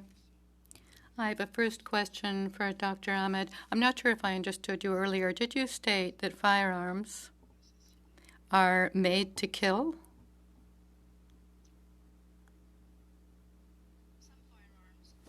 Intended to harm and maim and injure people. Handguns, as an example, with reloadable magazines and semi-automatic rifles, generally can generally cause a lot of injury and harm to patients and can kill with minimal effort. Certainly, there are other kinds of weapons. Je comprends. Si on regarde. Yes, well, if we look at the statistics in Quebec 2023, many people with mental illness killed other people using a car, let's say a truck. am I in a position to state that cars and trucks are conceived and created to kill people with? I'm not sure that's a relevant comparison. Mais pourquoi vous faites l'extension? Then why are you, stating that firearms that are usually used by hunters for sports purposes, by sports shooters, why are you making this link, but I can't, when last year in Quebec and Gaspésie and Montreal, people were killed by someone who ran into them with a vehicle. Why can't I just make the same assumption as you? Scientifically speaking, is there any evidence of what you stated? There's irrefutable scientific evidence for the testimony that I've given today. The scientific evidence is, and public health researchers and physicians who work in this area, the consensus very much is that decreasing the proliferation of firearms makes our community safer. I have two goals here today, to save lives and to prevent Canadians from being injured with firearms. Mais comment vous allez faire pour contrôler? But how will you go about controlling for the firearms that are being illegally brought into Canada, that people in gangs, for example, get hold of very easily in the streets? In Montreal, for example, we know that it takes 20 minutes to find an illegal weapon in the streets, just going from one gang member to another. People have tested this, and the minister has said that this will have little effect, this bill, on gang violence. So how can we say that this bill will reduce gang violence, criminality? I would reiterate that although there are smuggled firearms that come into Canada, and we absolutely must address that, there are also domestically sourced firearms that are used in crime. Not to mention the majority of firearms used in suicide and femicide are legal guns.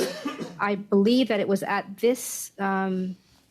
these series of hearings, the RCMP Acting Commissioner Mark Flynn, I will repeat myself, testified last week. If you look at the firearms we've traced through our tracing efforts, 69% of those firearms were deemed to have been legally imported or manufactured in Canada, and that legal firearms that are in Canada are likely contributing to the pool of firearms that are being used in gang-related and organized crime homicides. So it's not one thing.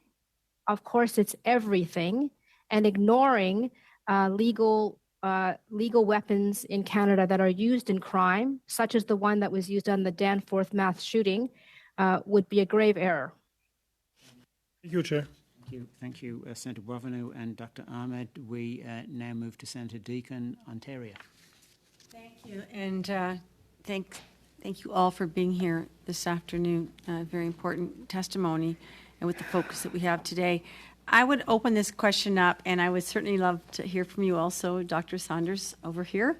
I don't want to leave you out. And my question is coming back to something that was touched on earlier, and that is where we continue to hear in Canada that suicide accounts for about 75% of our gun deaths. And a gun in a home, regardless of where it comes from, increases adolescent suicide rates by threefold to fourfold. Now, this legislation isn't banning firearms entirely, and many Canadian homes still have guns within them. But I'm hoping I can zero in from your perspectives on why you think this legislation will assist in lowering these terrible incidents.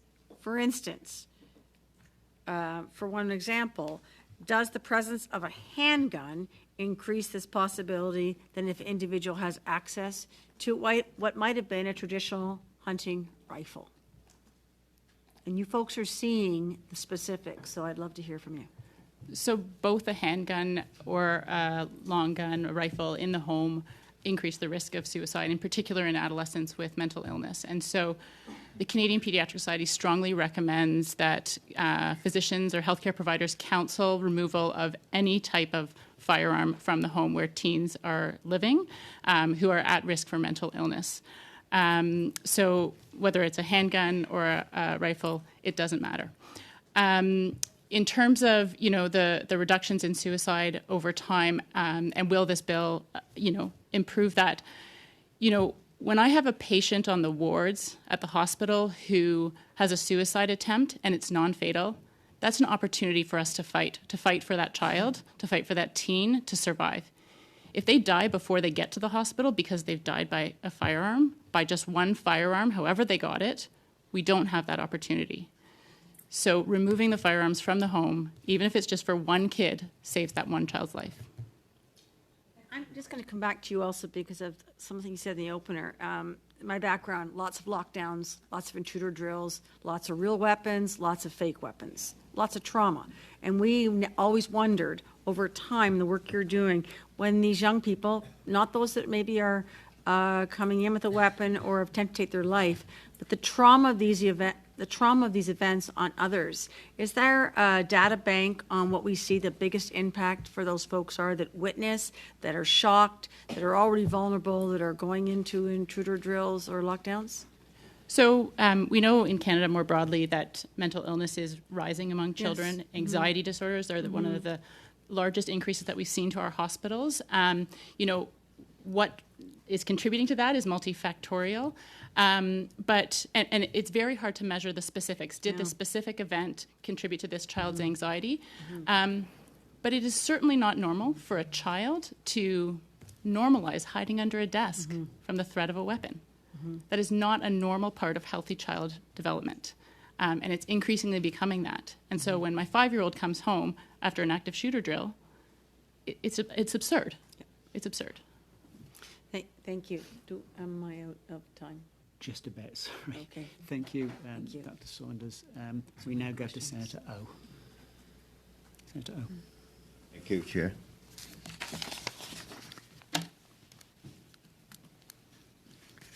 Question for Dr. Ahmed. I would like to ask you about government has a very limited amount of money. In the years already, money were becoming even tighter. Are you not concerned that wasting $750 million or more on a bill that wouldn't work is not going to be contribute to make our healthcare system even worse? Thank you for the question. In fact, time and time again, we have learned in healthcare that an ounce of prevention is actually worse than a pound of cure.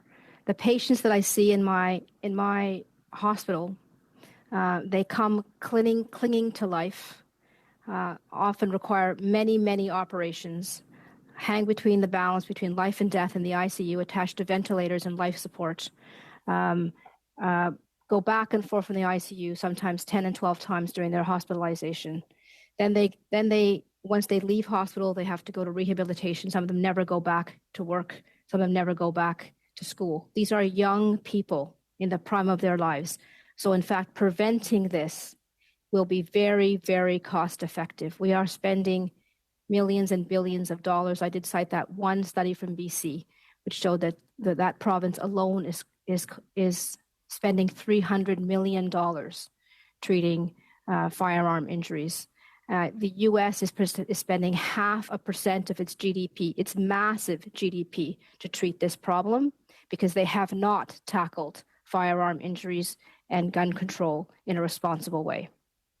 Dr. Ahmed, in your experience in the emergency, what is the average percentage compared to a normal emergency than a gunshot wound?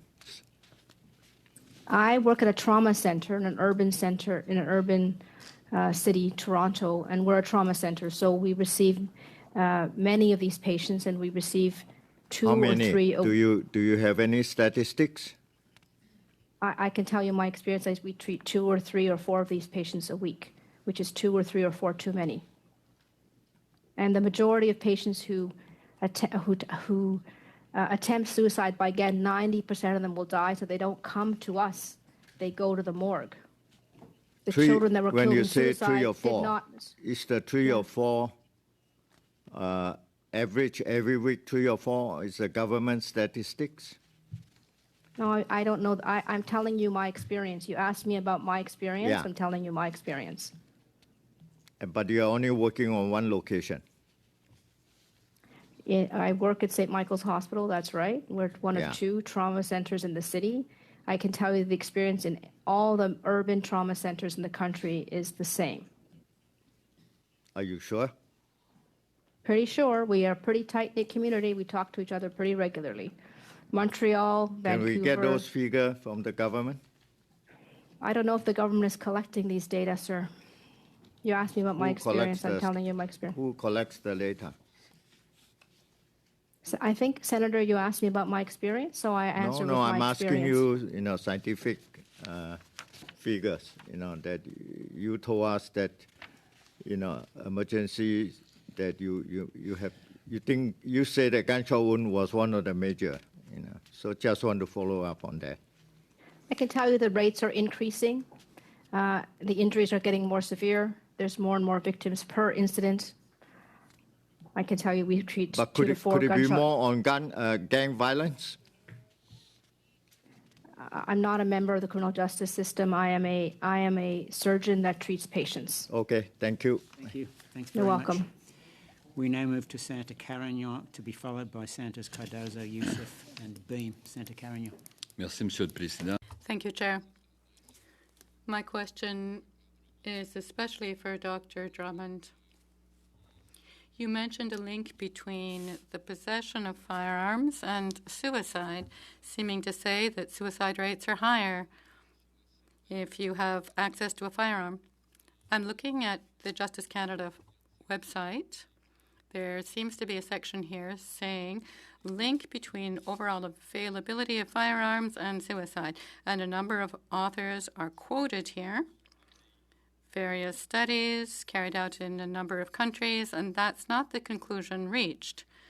They say the big issue as to whether more availability of firearms is likely to make it easier for people to succeed in suicide, they say that so far the facts are contradictory and inconclusive overall.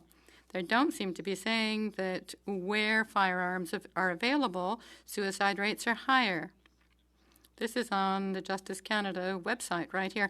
So, do we have any statistics about suicide comparing people who don't own weapons? Is it higher or lower than among those who do have the weapons? You've mentioned Israel, and now we're talking about a subgroup, and it's all about the method of suicide. But among people in general, comparing those who own weapons and those who don't, is it a similar suicide rate? Long question. So I'm going to try and give you a very brief answer, which is I think Justice Canada is probably not the best resource in terms of trying to determine what's actually happening in Canada. A lot of the information is backdated. You'll see people being quoted from studies from 1990s and in the year 2000. And I think what you need really to look at is the international literature. Those published in well-resourced international journals should give you that information. I'm very confident to tell you, Senator, that the reality is that access to a firearm in a home is going to increase the suicide rate, and that is true internationally, regardless of what you're gleaning from Justice Canada. Vous nous envoyez ça, on pourra aider. Could you send that we could help Justice Canada update their site? Well, I think far more important, to be honest with you, and I think we've been pretty clear, is that it's really difficult to, make in Canada a solution when we're using international studies exclusively. And one of the things we've been asking for a number of years now is a totally funded Canadian research base in terms of firearm injury, so that we would have made in Canada research, made in Quebec research that would help guide public policy in a more rational way. Non, je suis d'accord. Yeah, I agree with that. Une autre question? Another question, Dr. Saunders. You've spoken of children as a specific population of those coming in wounded by firearms, and of course this is very concerning. When you receive people, children in this case, are you able to see what percentage have been wounded by legally owned firearms compared to those that were illegal, or do you just have general statistics of people who have been either killed or maimed with a firearm? So the data we have available to us in Ontario are the injury, the mechanism of injury. So we know it's a bullet. We have reports that it may be a handgun, a rifle, a BB gun. We don't know. It's whatever is reported to us and in the health record.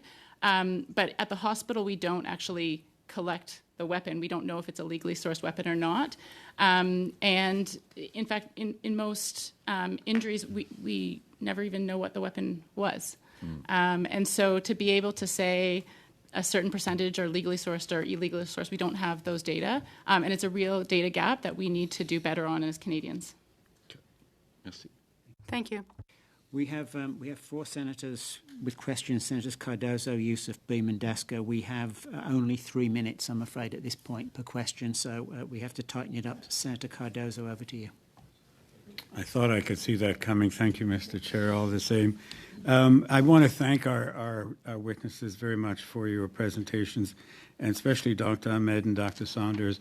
Thank you for bringing to us the professionalism that you perform every day in your jobs in saving lives and saving children's lives, and the passion with which you do it. Really appreciate you taking time from your busy schedules in jobs which I'm sure are awfully traumatic every single day, and we thank you for doing that. I'd like to ask you about one question, and if there's time, all 3 of you, but first let's start with Dr. Ahmed and Dr. Saunders. A couple of witnesses last week said the red flag laws were not good because they could target racialized people and Indigenous people who would be anonymously complained about. I wonder if you could talk about that suggestion. Dr. Ahmed first and Dr. Saunders. I'll be brief. So the evidence from various jurisdictions, including the U.S., suggests that on a population level, rates of suicide, mass shootings, and intimate partner violence can be reduced. Certainly, we would have to guard against that, and what is needed is a system that allows for confidential, rapid access for people. New York State, for example, has a system where one can go online, and within 24 hours, a court officer can issue an order to the police to have those firearms removed. On balance, this is thought to be protective for the community and protective for women and children and the community at large. Thank you. Dr. Saunders? So I think in terms of when you have somebody in front of you and there's perhaps a vexatious complaint you're concerned about, I think that vexatious complaint doesn't carry the same weight as the actual threat and injury or death that might happen to a woman or a child, independent of race. And so I think over time, as this bill, if passed and implemented, we have to monitor who it's being used in and when are there vexatious complaints. But at the end of the day, if you are protecting a child or a woman with the threat of violence, that trumps everything. Dr. Drummond? If I may, just very quickly, looking at the Colorado experience, which is relatively new, of the first 109 ERPOs issued, there was only a 4% vexatious rate. So it's felt to be basically, if you talk to the American researchers, and I have across the U.S., that sort of is a bit of a canard that is often used by the pro-gun lobby to try and dissuade people from enacting ERPOs. Thank you very much for keeping this tight. Senator Yussuff. Thank you, Chair, and thank you, witnesses, for all you do on the front lines, of course, to help Canadians on a day-to-day basis. I can't say enough about your work, and thank you for taking the time to be here today. So let me, a quick question to Dr. Ahmed in regard to, of course, being on the front line and seeing the kind of course, injuries that you're dealing with, of course, in the trauma center, especially in Toronto. So I'll ask you to talk about Toronto. Is gun violence more prevalent on a day-to-day basis that you're seeing, and is it more frequent in the last while in regard to what you're observing on a regular basis in the city? Sadly, I'm afraid to answer the question is yes, we're seeing more and more of this, and we're seeing, when I was training, we used to have to go to the U.S. to get experience to treat gunshot injuries. Our Canadian trainees no longer have to go, whether they're specializing in emergency medicine or trauma surgery or neurosurgery or critical care. Sadly, our urban academic centers provide enough experience with firearm injuries that our trainees become expert. So over time, we are seeing an increase and a rise in the number of patients, a rise in the number of patients per incident, a change in the caliber of these bullets, and increasingly we're seeing these incidents happen during the daytime in broad daylight. So sadly, that's why we're here. That's why we're here. This was not an issue or a problem that we saw in our clinical work. I assure you we would not be here. Dr. Saunders, in regard to, obviously, as a parent, I am, of course, constantly troubled and worried about the challenges we're seeing with teen violence in this country, and maybe specifically around gun violence that affect teens in this country. Based on your knowledge and your expertise and the work you're doing in regard to teen violence, is guns the leading, I guess, cause of some of the trauma you're seeing with teen violence in our hospitals that I know you're treating? So in terms of overall violence, guns are not the leading cause. I think there's the threat of violence, which may not necessarily show up in the emerge, stabbings, assault in other forms. It's not the leading cause, but it is certainly an important cause. And in terms of what we do about it, I think it's multifactorial, but and we do need to get to the root of the issue. But if we can remove the number of circulating guns, reduce the accessibility, that can help.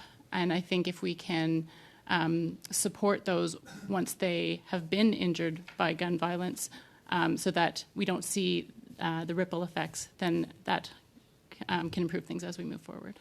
Thank you, Dr. Drummond. Senator Boehm. Thank you, Chair, and I'll try to be brief. Dr. Saunders, thank you for being with us. I'd like to thank the other witnesses as well. In your opening statement, you were very compelling about the things that you have seen as a pediatrician and dealing with gunshot wounds, horrific injuries. You added later about lockdown drills and active shooter drills in schools, and my children have faced that as well, particularly when we lived in the United States and I was working there. There's a lot of misinformation, disinformation that's out there. We have received much mail from people across the country concerned about losing their rights as sports shooters and the like. So my question is very simple. How can hearts and minds be changed? You're on the front line. You see this. Do you have any suggestions? How do we change hearts and minds? On both sides. Yeah. If that's appropriate. I mean, I think as a pediatrician, I think we have to think about, our own kids, our communities, and what it means to have healthy child development. Hunting and shooting at a range is for fun, but safety, personal safety, community safety, it's the top thing needed for it's the base of the pyramid for child development and well-being. So I don't have the answer for how we change hearts and minds, but if that's not enough, I don't know what is. Well, the well-being of children who go through these drills constantly, of course, is a concern. Mm-hmm. And when I was a child, we had to get under the desks for drills about a nuclear attack. It shows how old I am. But we didn't have to worry about gun-type drills, but our children do, and their children will as well. Yes, it's increasing. It's something that I never thought we'd have to even think about, but it happens all the time. Whether it's an active shooter or an active shooter drill, sadly, it happens all the time. Yeah. Okay. Thank you. Okay. Our final question goes to Senator Dasko. Thank you, Chair. Thank you so much to our witnesses. Two of you, Dr. Saunders and Dr. Ahmed, work in my city, and I am so grateful for the work you do. Both hospitals not far from where I live, and I'm just so grateful. Now, earlier, Dr. Ahmed said that she reminded us that you were physicians and not legislators. But I do want to ask you just one thing about C-21. There is a gap in the legislation around assault-style weapons. There's a whole, I think about 1,500 have been prohibited. And then in the future, the new ones are to be prohibited. But there is a gap by which there are a number of assault-style weapons that are not being dealt with in this bill directly. Now, I don't know whether you've taken any position on this or not. So I just wanted to ask you if you had anything in particular to say about that aspect of the bill, or would you just kind of say this is good? Let's pass it as it is. So, is that question for me? Both, either any of the panelists. So I'm not any of the witnesses. I'm not a technical expert by any means. I think there's some principles that go into whatever guns are prohibited or limited. If they can kill a lot of people fast, are easily accessible. Those are the principles, right? And so whatever goes behind some of the technicalities of that, I'll leave that to the technical experts, but those are the principles that I think we need to consider. Any other comments? I would sorry. Yes, sorry to talk over you. I'd just like to add, I'm not there so I can't see the body language, that I believe that C-21 includes a definition, which is very, very important, and an evergreening mechanism to ensure that new models that are slightly changed don't come successfully to market. And I think you're referring potentially to the GAP guns, some 350 GAP guns, which I think should be very carefully considered and measured against a definition of exactly what Dr. Saunders is referring to, weapons and guns that can kill a lot of people very rapidly. So I would urge the senators to assure that the definition of what a assault-style rifle is be very carefully considered in this legislation. And as for an emergency medicine perspective, we've always taken a position that it's really a societal issue, not so much a medical. You know, as a Canadian society, are we going to be more permissive in our approach to guns in society, or are we going to be more restrictive? So that really falls down on the Canadian legislators and the lawmakers to decide what kind of Canada they want for their children. Thank you, and that's exactly what C-21 is all about. Thank you.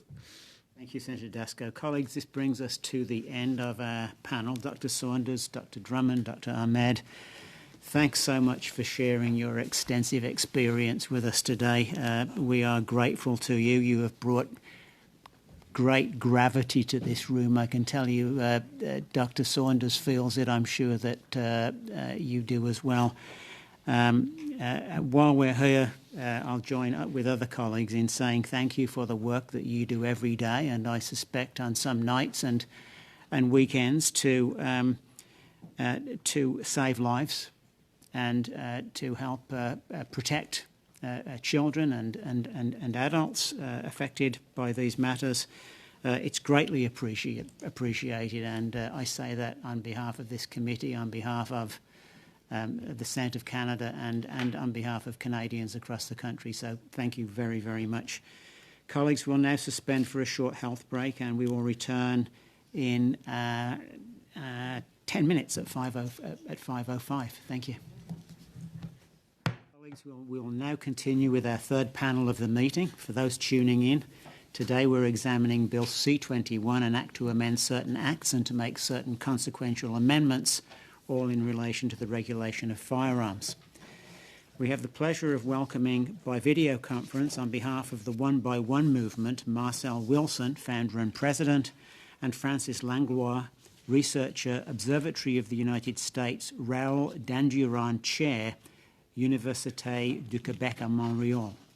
Thank you for joining us today. I invite you to provide your opening remarks, to be followed by questions from our members, and I remind you that you each have 5 minutes for your testimony. We begin today with Mr. Marcell Wilson. Mr. Wilson, please proceed whenever you're ready. Hello, good afternoon. My name is Marcell Wilson, founder of the One by One Movement, Inc. I am a subject matter expert on gang culture, theory. Also, I was recently deemed the expert on gender diversity and inclusion by the Center for Gender Diversity and Inclusion Statistics at StatsCan's CGDIS. And as many of you know, I am a former gang member and former international crime figure. Most of my expertise is rooted in lived experience. I would like to thank the Senate of Canada for the invitation and for again allowing us the opportunity to come here and represent a majority demographic that is affected by gun violence in Toronto. We work directly, boots on the ground, in some of the communities most affected. We continuously work directly with people and families who are victims and with some who were perpetrators of this violence. Our data at OBOM is sourced directly from this pool, which is historically difficult to research and obtain accurate data from. This is due to several reasons. Some examples: most of the people we serve have a lack of trust in government and are fearful of speaking out due to possible consequences and repercussion from government and or the streets. This makes it particularly difficult for academia and government bodies to collect accurate and robust data from a demographic on this subject that could possibly or potentially redirect the efforts of our government's current plan for combating this problem. We all know that gun violence is a prevalent threat to many Canadians, but especially to individuals in marginalized communities across the country. You now know that most of the guns used in violent crimes, homicides, throughout the communities we represent are illegally sourced firearms. I've said it many times, and I will continue to say it, that even one loss of life or injury to senseless gun violence is an absolute travesty. And to effectively combat this problem, we need to focus the majority of our efforts and resources on prevention and root causes. The methods and outcomes of violence is important to address, but should be secondary to root causes and their risk factors. Prevention doesn't only mean addressing root causes. It also means preventing illegal guns from entering the country, judicial punishment coupled with strong reformational efforts, investing in an underfunded mental health care system, to name a few. I do understand that some of these concerns have been addressed through amendments in Bill C-21, such as the Building Safer Communities funding, the promise to strengthen our border efforts, and others. But if we are talking about the premise of this bill is to prevent gun violence, then these amendments, or add-ons, if you will, should be the focal points of a gun violence prevention bill. Sadly enough, people are killed by legal firearms in Canada. This does happen. But I think any expert or rational person can agree that when speaking about gun violence in Canada, this represents a minority. How is it that on such a major issue, the minority has the loudest voice? How is it possible that the majority, their representatives, and experts advocating for them can feel so unheard? I was researching the Government of Canada website about Bill C-21, and I read something that concerned me, and I quote, "Bill C-21 proposes to strengthen rules to prevent gun violence in our communities by placing responsible restrictions on some firearms used in Canada." I wish that this statement were true, to prevent gun violence in our communities, because if it was, I would absolutely support it. But this claim gives false hope to Canadians who don't know any better, and should be a catastrophic letdown to those who do. What I am asking from the government on behalf of the Canadians and communities we represent is to simply say it like it is. This bill is to remove legal firearms from legal firearm owners, not to prevent violence or make our country significantly safer. Please stop exploiting people who have already been through enough for a political agenda. We know better, we want better, and we deserve better. Thank you for your time. Thank you very much, Mr. Wilson. Next, we will hear from Mr. Francis Langlois. Mr. Langlois, please proceed when you're ready. Oui, je remercie Thank you. I'd like to thank the committee members for having invited me to speak here today. I thank you for the time you're giving me here. I've studied firearms for over a decade. I've studied their technical features, industrial development, their manufacture, marketing, and above all, their regulation. I also study various cultures surrounding firearms, as well as causes of and solutions to armed violence. In recent years, I've spoken at length about these topics to the media and to government bodies and elected officials, people working within the legal system as well. Finally, I've published on right-wing extremism in the United States.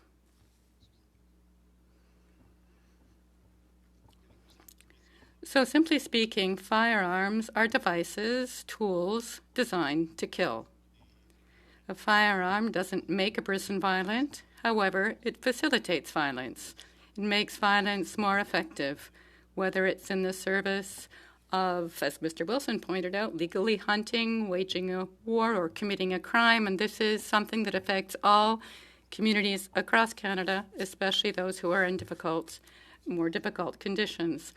Because of this, the possession, use, manufacture, and storage of firearms must be regulated by law.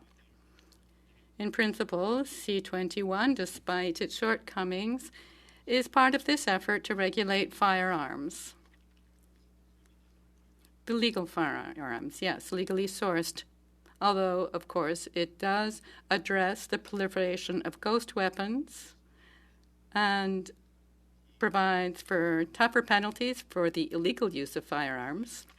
As Mr. Wilson said, indeed here the effort is to withdraw from circulation weapons that are legally owned by Canadians, especially handguns and military-style assault weapons, using the government's term for it. Despite the fact that I am fully aware that these two measures will have only a slight effect on the violence now affecting the large urban centres of Canada, I do support it inasmuch as the aim is to reduce the risk of future mass shootings. We saw one last week in the United States. Canada is not immune to these types of shootings, and semi-automatic weapons are very popular with mass murderers. That said, the bill has a number of shortcomings. Its definition of military-style assault weapons is incomplete. The costing of the bill program seems to cover a buyback, the assault weapons buyback, but doesn't seem to be very specific about the handling, the safe handling, the storage, and eventually the destruction of these weapons. I haven't seen any costing of these aspects of a program. Nor do we know exactly how many banned weapons are currently in Canada, such that it's very difficult to give any sort of precise costing. Let me conclude by suggesting that legislation such as this will not resolve all the safety issues associated with firearms. We also need to ensure that there are means. As Mr. Wilson has said, prevention is a key element. Reinvesting in communities that are affected by this type of violence, go for the root causes that Mr. Wilson mentioned. Australia, New Zealand, and England have managed to pretty much eliminate shootings by eliminating, getting rid of assault weapons. It seems to have worked, it seems, but that said, these countries are not neighbors of the United States, where there's an enormous sourcing of weapons, and they're not as exposed to smuggling as Canada is. Finally, mass shootings are high-intensity, low-frequency events. High-intensity, low-frequency events.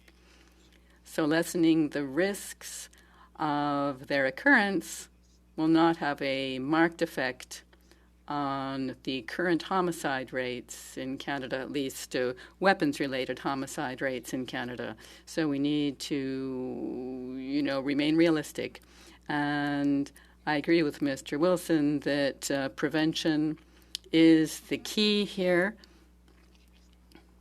That said, I'm confident that the risk of future mass shootings will be reduced by this bill. We will now proceed to questions. Colleagues, this panel will conclude at 6 p.m. As with the previous panel, I will limit each question, including the answer, to 4 minutes, and will hold up this card to indicate that 30 seconds remains in your time. Please keep your questions succinct and identify the person that you are addressing the question to. I start, as usual, by offering the first question to our Deputy Chair, Senator Dagenais. Merci, Monsieur. Thank you, Chair.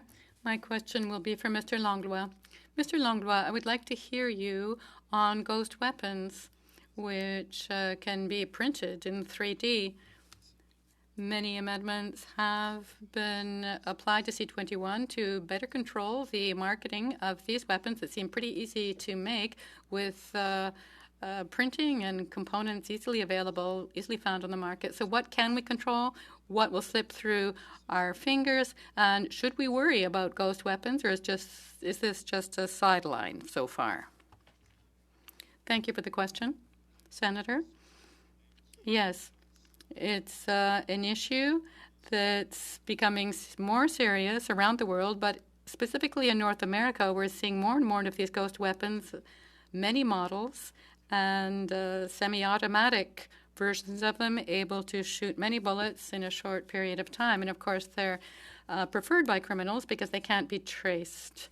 You can simply take apart the polymers that were used to print them, and the objects themselves, even if you find the printers, it's pretty much impossible to trace them to anyone or to trace the weapons built from them.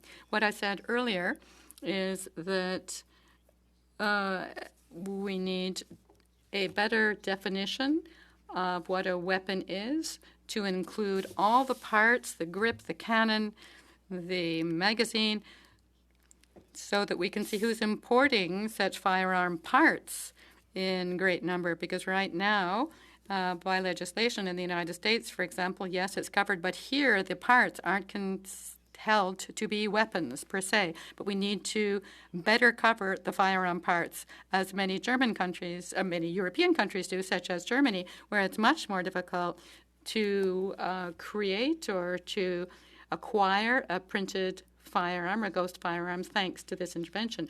Right now, it's more difficult to get the IT or the parts required to print and mount these firearms. The criminals prefer the parts that are partly plastic, partly polymers, and so on. Metal and plastic, if both these components are used, then you get something that's pretty much as effective as a traditional firearm. They will remain pretty much available unless the federal government is able to control the internet somewhat as Big Brother would do, and Big Brother style control. I don't think we will completely get rid of these ghost weapons, but something could be included in C21 to step up the fight against them. To what extent has the current government correctly identified semiotic weapons, war weapons, it says, and are we able to really see what sort of profile the citizens who buy these are, what type of citizens buy these? Well, for amateurs, there are a lot of people who like to collect these firearms for sports shooter purposes, for competitions, amateurs of new technology, for example. These are precision weapons, and they can be interesting to study, to own, I suppose. The problem is that some of these weapons are of partially prohibited, restricted access, but many of them, at least until recently, were not in any way covered by any restriction. So quite a few of them are in Canada. It's problematic. Some were sold to who, how many people have them now. It's difficult to trace, and that still remains a big headache for all levels of authority, police, government. To move on, we next go to Senator Kutcher, who will be followed by Senators Cardozo, Boisvenu, Deacon, Ontario, Senator Plett, and Senator Yussuff. Senator Kutcher. Thank you very much, Chair, and thank you both for taking the time out of your busy days to be here with us. My question is to Mr. Langlois. In your House of Commons testimony, you stated that in Canada we are hearing, quote, something very similar to the rhetoric being bandied about in the United States. Proponents of the right to own and use firearms sometimes spout arguments taken directly from organizations such as the National Rifle Association, end quote. I'm sure that you're aware that in 1993, the Supreme Court of Canada ruled that Canadians have no constitutional right to bear arms, and owning firearms is a privilege. Yet much of the correspondence on Bill 21 that I have received seems to be disinformed, thinking that firearms ownership is a right in Canada. Can you share with us some of the U.S.-style disinformation about guns and gun violence that you are seeing promoted here in Canada that you referred to in your House of Commons testimony? And is there anything you would add to the bill to help mitigate the impact of this imported rhetoric? Thank you, Senator, for the question. Yes, I remember saying that. And last week, I was reading on Facebook groups and on X this kind of rhetoric coming right from the United States, where people were saying basically that if we don't have firearms at home, what can we do to defend ourselves? This is not a right guaranteed by the Constitution to have a gun at home to defend the home. Also, how firearms are related to freedom, how they are related to a lifestyle that involves firearms. This is all coming from the United States, and many people are saying that this is a right guaranteed by the Bill of Rights. You know, the Bill of Rights that was signed in 1689, if I don't make a mistake, because it was in that Bill of Rights at some point, but it was very well written even at that point that the king could not disarm his Protestant subjects, not the whole population.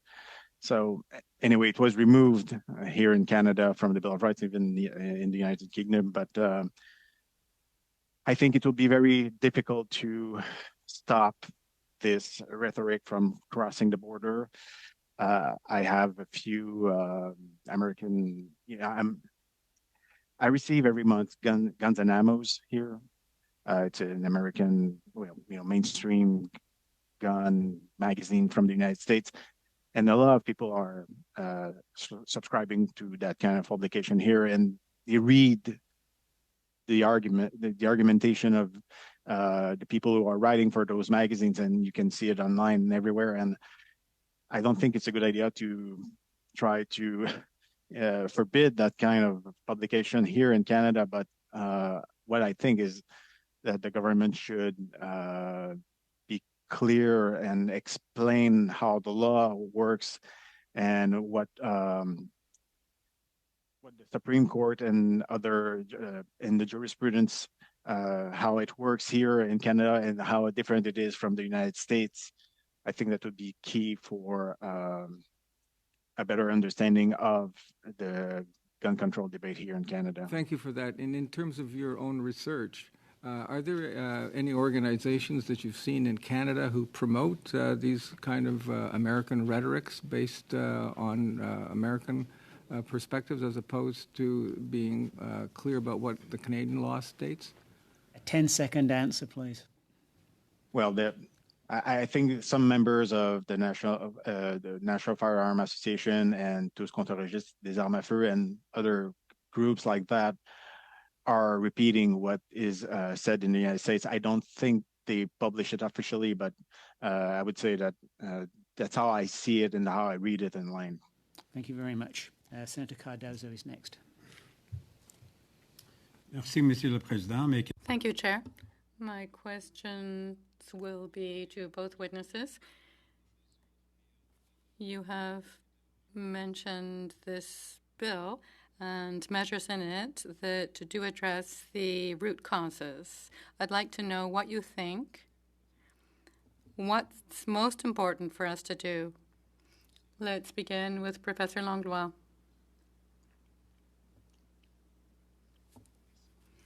Thank you for the question, Honourable Senator.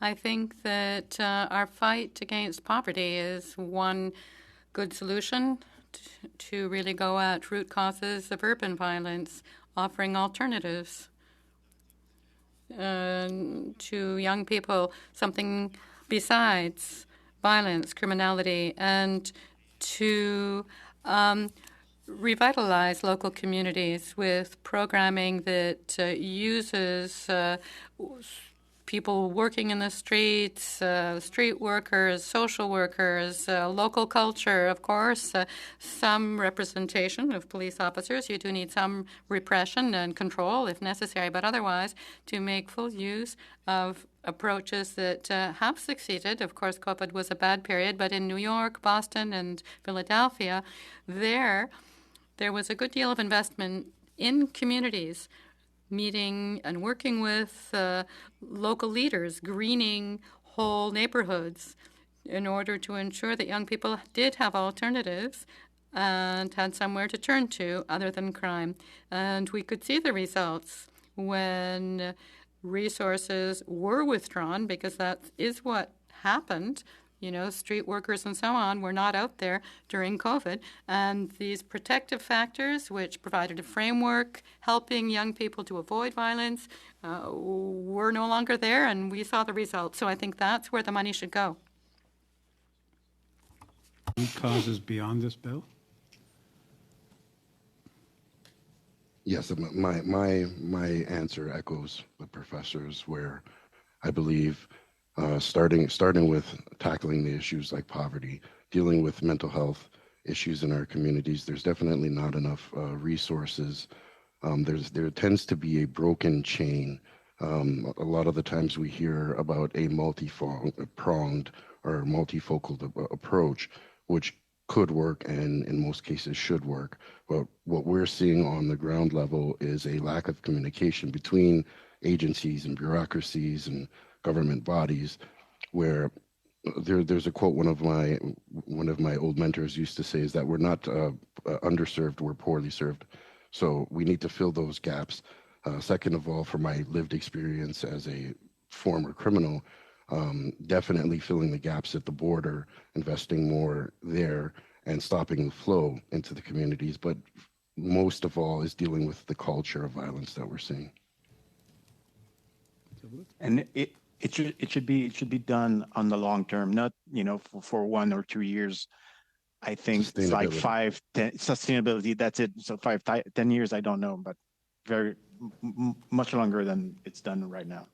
Okay, thank you. And Professor Langlois, just briefly, your thoughts on the red flag clauses.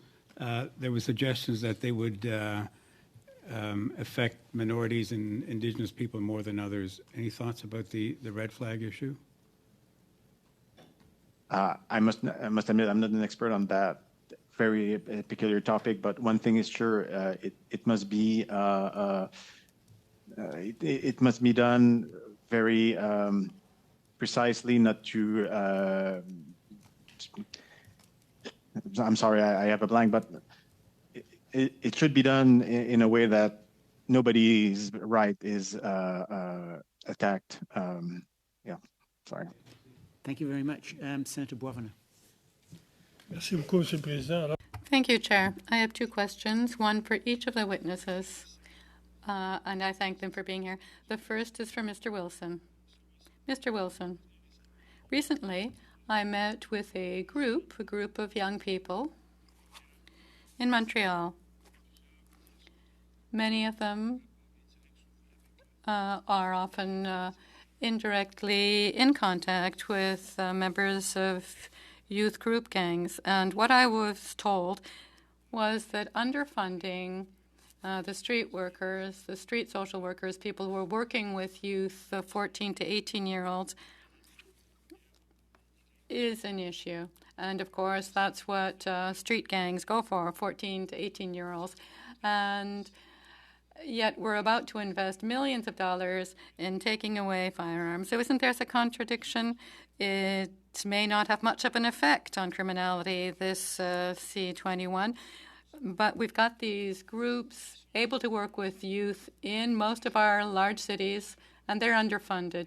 And we knowing that many of the people they could help are now going to be fodder for the gangs. Isn't there a lack of consistency here? Yes, thank you for your question, Senator. Yes, I would have to 100% agree. We currently work with a lot of young people, and that was sort of where I was trying to go with my opening talk. There is that I feel that a lot of our young voices, a lot of the people who can play a major role in combating this issue's voices are just not being heard, and they're not being taken into account. And if the data was corrected or collected properly, coming from young people like this, coming from people who are living in marginalized communities, coming from people who are most affected by gun violence, it could help sway the government from spending this much money on an issue that will not affect those that are affected in the communities that we work in. So 100%, those young people are right.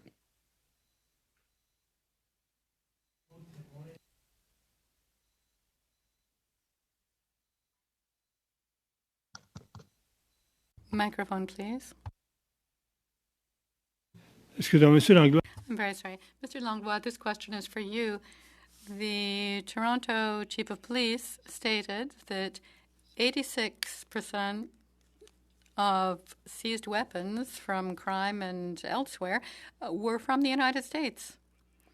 In this bill, we have nothing, no strategy whatsoever to cover that. And when the Minister of Public Safety came to us, we asked what his strategy was to prevent the free entry of, pretty much free entry, or at least easy entry of these firearms into Canada from the United States. So I'm trying to understand why we're about to spend so much money to buy back these weapons to get them off the Canadian market, but you've got 86% of them coming in over the border with no strategy to put an end to this illegal entry.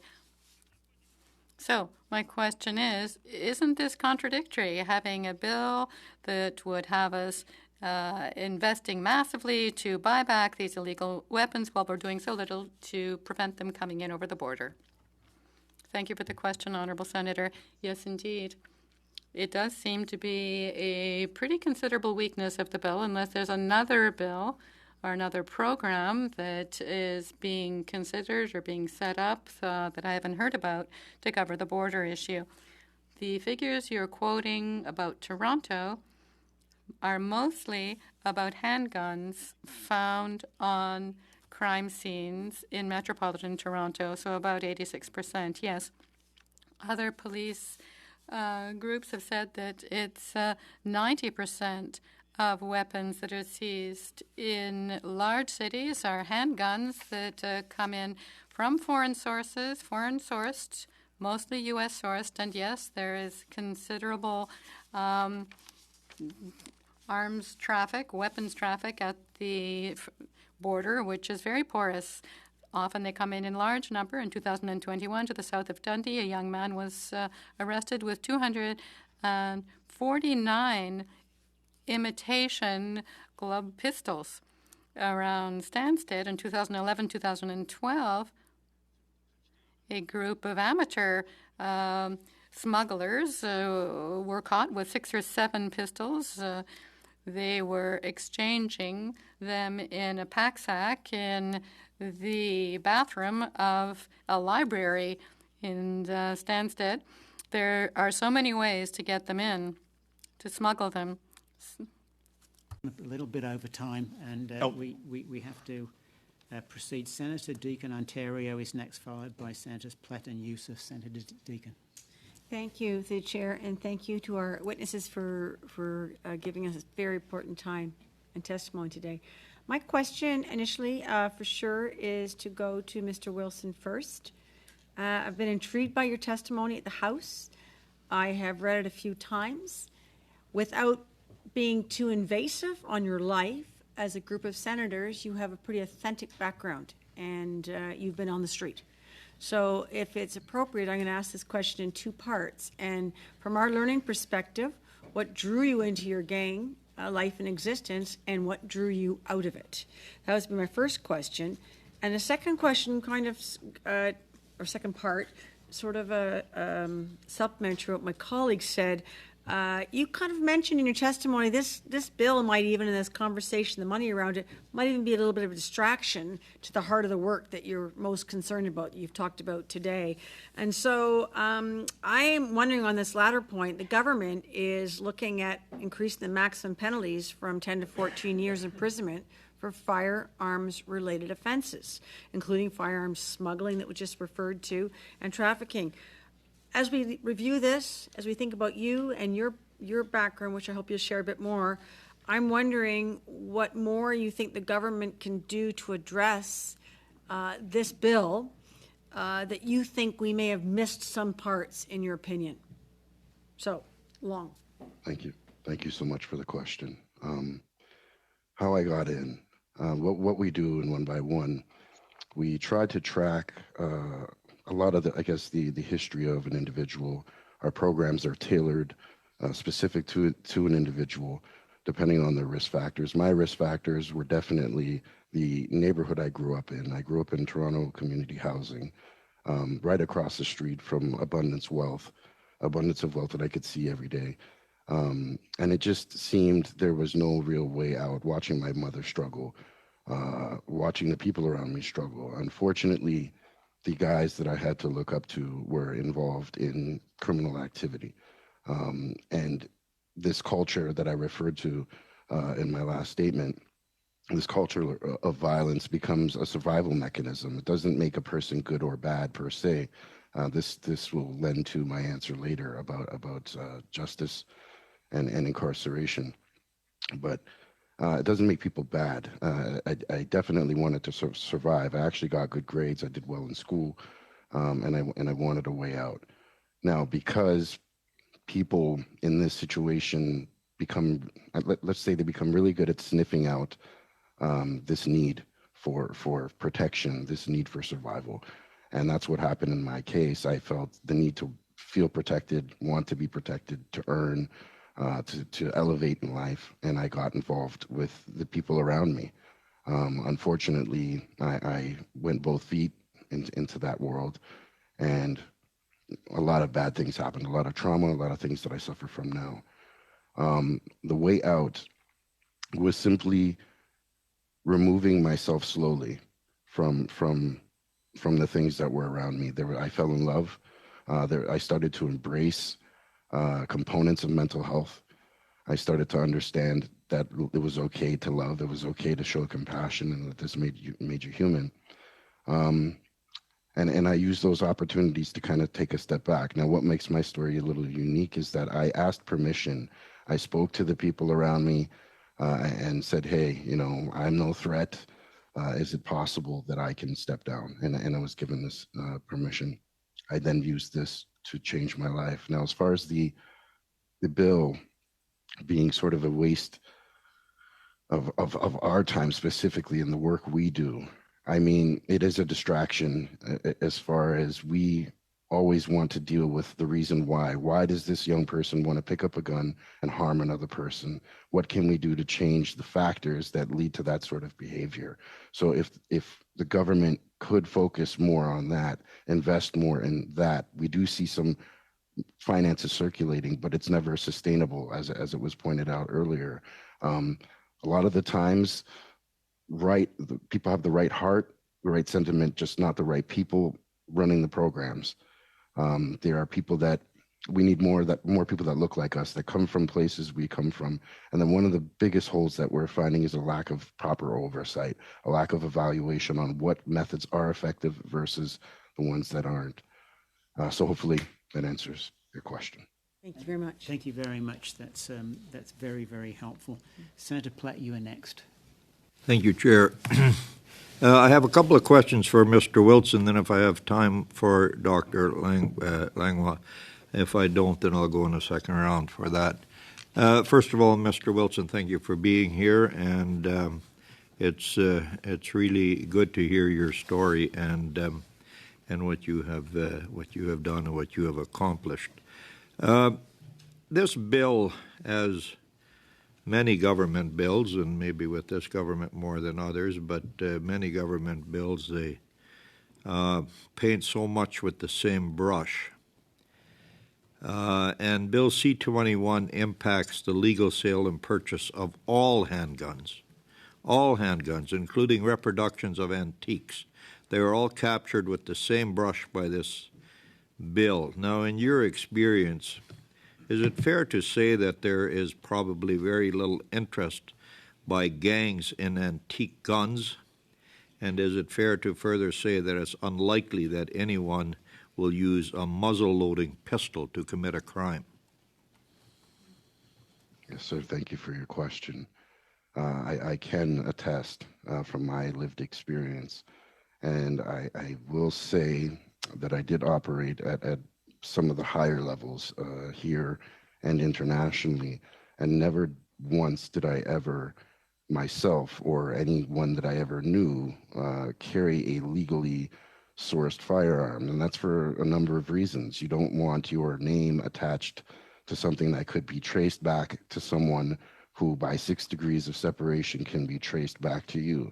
So it doesn't make sense for a criminal to use a weapon that was legally sourced, let alone one that could misfire on you or be as old as a muzzle-loaded weapon. So, no, sir.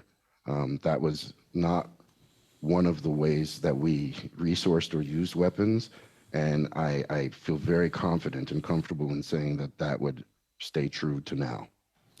Thank you very much. Mr. Wilson, you have also said that younger voices of people living in minority communities are not being heard. The government has claimed it has consulted widely before it drafted this bill. As a matter of fact, the minister in front of this committee a few days ago, last week, appeared and reiterated this. Are you aware of anyone within your community with which the government consulted before they introduced this bill? Thank you for your question, sir. I would have to say no, not one.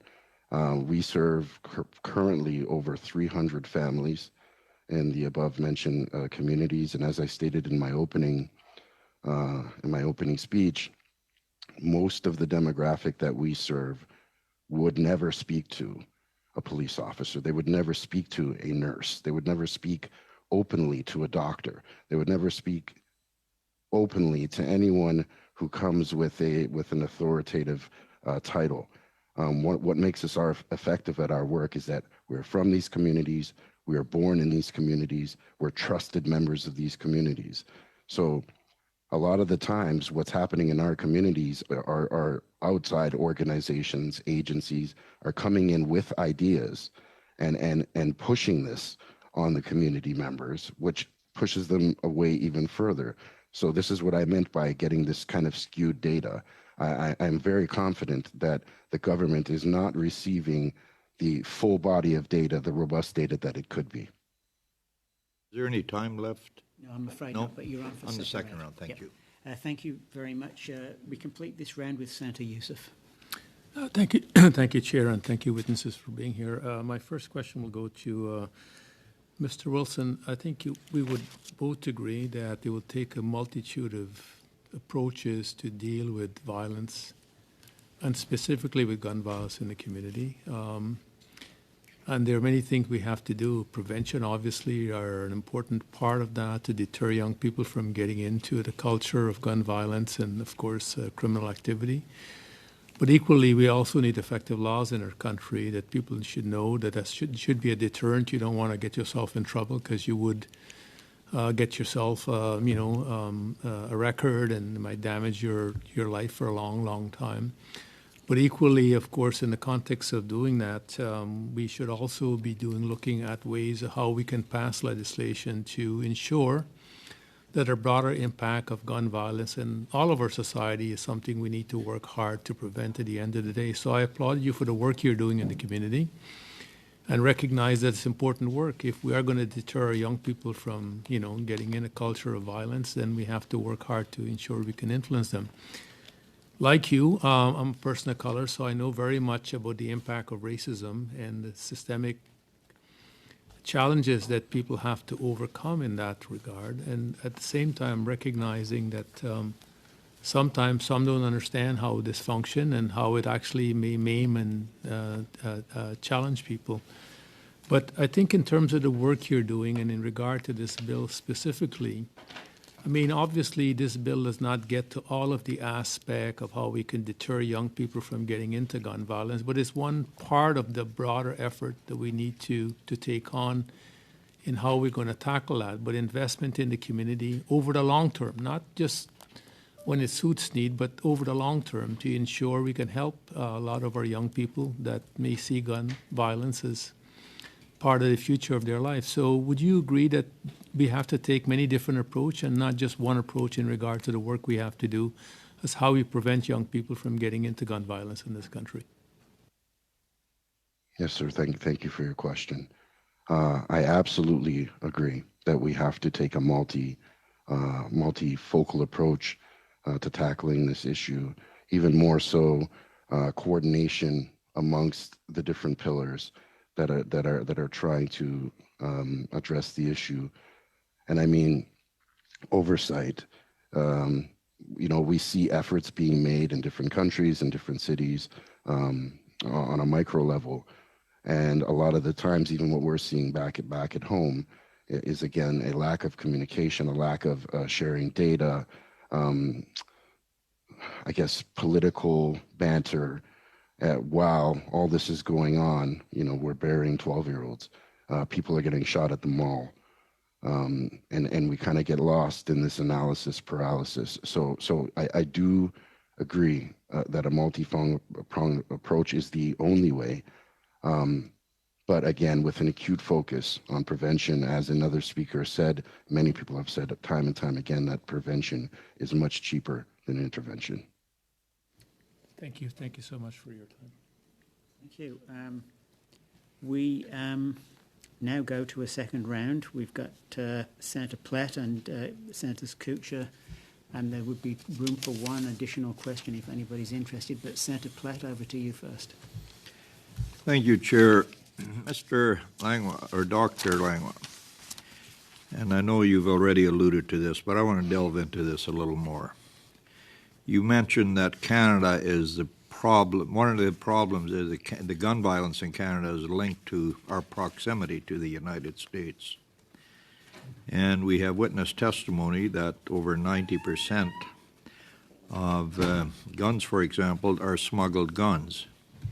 And yet there is almost nothing in this bill that in any way addresses smuggled guns. And Mr. Wilson, maybe you could also answer this at the end. Would you not say that that is a major gap in this bill, that we're not addressing what seems to be the largest issue? Thank you for your question, Senator. I think you're right. This is an interesting gap in this bill. The government already put more than 90 million on the border a few years ago, maybe 2 years ago, or something like that. And also, the government contacted their American peers and decided to put in place a new committee to work on gun smuggling and, well, all types of smuggling, but especially gun smugglings. And the government gave money to the provinces. So Quebec, for example, received something like $250 million, I think, for Opération Centaure, in which the Quebec government developed a program to fight against smuggling. And in that area, they decided to work very closely with their American counterparts, especially the ATF. Although the ATF is very weak, it seems it works, and so there are more gun seizures. I'm not sure I'm using the right term here, but the police get more guns at the border. But even then, you're right. more money more resources should be put on the border. And it seems that our American friends are not as concerned by what is going north than what is coming south. So I think I agree with you. There is a problem in that bill at that level, but perhaps the government will put money somewhere else. Well, I think it would be normal that the Americans would be more concerned about what's coming into the U.S. than what's leaving, and I think we would probably do the same thing if the roles were reversed. And you mentioned all the money that has been spent. You did correct yourself at least partially at the end and say more resources, and I support that because it seems that we're pretty good at throwing money at issues that don't really get any results. Mr. Wilson, do you not also agree that is a huge gap in this and we should spend more resources and time in filling that gap? Yes, sir. Thank you for the question. I absolutely 100% agree, and that's from a lived experience point of view. That is from a working on the ground with these young people point of view. We conducted an experiment just a couple of years ago to see how quickly we could access an illegal firearm. This was with a media organization that wanted to run a story, and we were able to, through a bunch of teenagers, resource a weapon in under 2 hours.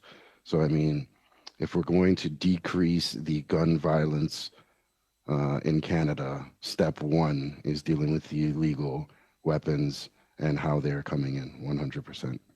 Thank you very much. Thank you. We will finish this session with brief questions from Senators Kutcher and Yussuff. We will have 3 minutes for the question and answer in each of these cases, and that will bring us comfortably to the break. Senator Kutcher. Thank you very much, Mr. Chair. And along with my honorable senator friend across the aisle, I completely agree that we have to really deal with these illegal firearms that are being smuggled from the U.S. into Canada. We have to do much better. But I want to phrase the question a slightly different way. A recent Bloomberg report titled NRA-Style Politics Transformed Canada's Gun Culture and Shooting Rose by 869% stated, and I quote, "A third of guns used in Canadian crimes and then traced by authorities were legally imported from the U.S. Compared to other countries, Canada has the highest volume of U.S. semi-automatic firearm imports, and the market, as you know, is growing. Do you think that some of the U.S. disinformation rhetoric that you were discussing earlier is part of a strategy to grow the Canadian gun market? And would this bill potentially have an impact on decreasing the amount of legally imported firearms to Canada?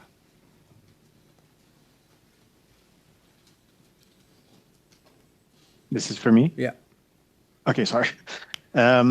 Yes, I do think the NRA and the gun lobby in the United States are, without doing upon targeting the Canadian market and, well, all markets, but they changed the marketing of their guns first in the 1980s and then at the beginning of the 2000s, where they decided very willingly to put on the market and push all those civilian versions of assault weapons, or military styles assault weapons, whatever you call them. But and that's not a coincidence that those weapons are very popular and on high demand right here in Canada, but everywhere in the Western world. The marketing is very, very efficient, and the rhetoric is very, very efficient for protection, but for fun and for some kind of manliness. And on that front, the young people who want the new guns coming from the United States, legally or illegally, are influenced by what they see on the internet and in advertising or in culture. So yes, perhaps the bill will have an effect on the availability of those weapons here in Canada. That's for sure, if there is a ban on assault rifles. Thank you very much. Senator Yussuff, and then there will be time for a We'll very give my quick... spot to Donna. Okay, so Senator Dasko, over to you then. Thank you, Senator Yussuff. Thank you to both witnesses for being here today. Sorry, Chair, I didn't raise my hand quickly enough on the first round. I guess my question mainly directed at Mr. Wilson, and I took note of your youth in Toronto, and very happy to see that you have turned your life around for you and for others. Now, my question, and I just wonder perhaps if your experience and data is focused on Toronto, which of course is good for many of us to understand. But I want to ask you a question about Saskatchewan. Saskatchewan is the province in 2020 and 21 that had the highest rates of gun homicide in the country. And Regina, the city, has had for years the highest rates of gun crime. The chief firearms officer who testified here last week said that the problem was not handguns. It was not imported handguns at all. It was guns being stolen, rifles being stolen from local gun owners in Saskatchewan. And these rifles were then sawed off, and he told us that this was the source in Saskatchewan of the gun crime. He was trying to deal with it in his ways. So I want to ask you about that, both witnesses, but let's start with Mr. Wilson.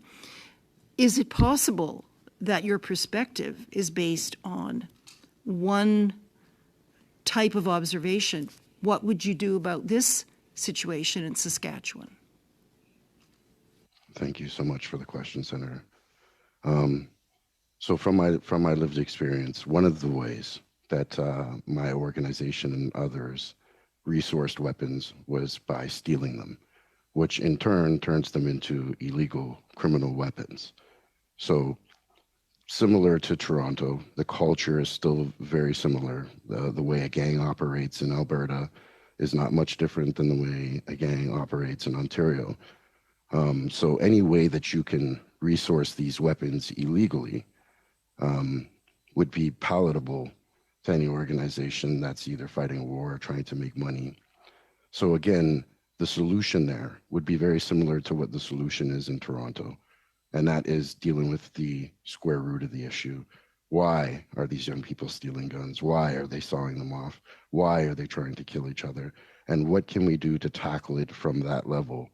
And we would focus less on the tool of destruction and more on the reason why. I certainly agree that there are root causes here, but I just wanted to really focus on the fact that he told us it was not guns smuggled from the United States. It was not handguns smuggled from the United States. So would you agree that there are other issues besides the smuggling of guns from the United States that are the sources of gun crime in this country? Yes, like I said, I would agree that even in my case, if we could not access, because there are these things we call dry spells, where we couldn't access illegal weapons from the United States, so we'd have to rob and steal from shops or legal gun owners. But then again, it turns the weapon into an illegal weapon. These are not straw purchases. These are not legal gun owners that were selling us the weapons. So yes, my answer is still the same, that if we deal with it from a square root issue, we'd worry less about the tools that are being used. And we do have to focus on domestic guns as well. That's what I would say. Thank you. Okay, thank you very much. Colleagues, this brings us to the end of this panel. On behalf of this committee and the Senate of Canada, I extend our very sincere thanks to both Mr. Wilson and Mr. Langlois. You have brought different experiences and different expertise to this panel, and I think you can tell that it has been deeply appreciated. So we thank you for the time and effort that you have brought to this study and the expertise alongside it. Thank you. Colleagues, we'll now suspend briefly and we'll return in 5 minutes for our next panel. Thank you both. We will now continue with our fourth panel as we examine Bill C-21, an act to amend certain acts and to make consequential amendments, all related to the regulation of firearms. Next, we have the pleasure of welcoming from the Danforth Families for Safe Communities, Ken Price, spokesperson, and Samantha Price, survivor and spokesperson. And also from the Coalition for Gun Control, Dr. Wendy Cukier, co-founder and professor at the Toronto Metropolitan University. Thank you for joining us today. I invite you to provide your opening remarks, to be followed by questions from our members. I remind you that each organisation has 5 minutes for testimony. We'll begin with the Danforth Families for Safe Communities, and I understand that Ken and Samantha will be sharing speaking time. We have a 30-second warning card that you've probably seen before. Mr. Price, please begin when you're ready, and thanks for being here. I'm actually going to have Samantha kick things off for us. Samantha, off you go. Thank you. Mr. Chair and Senators, my name is Samantha Price. On July 22nd, 2018, my friends and I experienced life-changing and life-ending terror and tragedy. All we were doing was eating ice cream out on a summer night. Then we became the targets of a hate-filled individual we did not know using a stolen handgun to carry out his rampage. What should have been a peaceful and fun night of celebration ended in horror and misery. This endures today for me, for my friends and family, and hundreds of others in the community. I can confirm through lived experience that gun violence has a terrible ripple effect. It's been over 5 years, and when this comes up and people ask, "How are you doing? Have you recovered?" I usually say, "I'm fine," as we all often do. I will always be grateful to the off-duty doctor who gave me first aid in the restaurant I ran into, and the police, ambulance, and doctors and nurses at St. Mike's that helped me. But in my mind, I think, well, I had a bullet pass right through my hip. I saw my friends get shot at close range, and a very good friend of mine, Reese Fallon, was murdered. Things are not the same, and they probably never will be. Mainly, I feel I lost my trust with my community, and I'm now very cautious about where I go and how I get there. And I know that living with this is even harder for the Fallons, who lost 18-year-old Reese and all the living that she was robbed of. And the same is true for the Kozis family, who lost 10-year-old Juliana. I did not know Juliana personally, but her family has told me about her. They honored her by holding an event called Just Do Kindness to celebrate her selflessness. As uncomfortable as this is to talk about, I am here for my community to remind the committee of the lethal nature of guns, to make the case for change. To those that have tried to minimize our grief or explain away the facts of our experience in order to defend their position, just know that gun violence is felt widely, deeply, and profoundly, and does not go away. I think that losing a life or having your life changed is not the same as having your hobby curtailed. We need to change the rules to be fair to all of us. We need to do better. Senators, I appreciate expressions of sympathy, but I need your help. Help pass this bill. No one ever deserves to experience what we had to go through that night. Thank you. Thanks, Samantha. Ken? Thank you, Samantha. Senators, I'm here to support my daughter. I'm here as a spokesperson for the Danforth Families Group. And we're here to urge you to put public safety at the center of your decision-making and your process. We recognize other stakeholders in this debate, but reasonably used is the key phrase in the law guiding the availability and classification of firearms for private owners. We should not just let the manufacturers that supply us with firearms push their latest and newest weapons into the mix. Permit firearms cautiously, because innovation in this industry produces a more hazardous and a more lethal product. We see Bill C-21 in part as an update to the application of our existing firearms framework, and a necessary update to balance public safety considerations in the face of our gun violence problem. As to our experience, the Danforth incident was a wake-up call for our family and for many others, and I offer the following observations.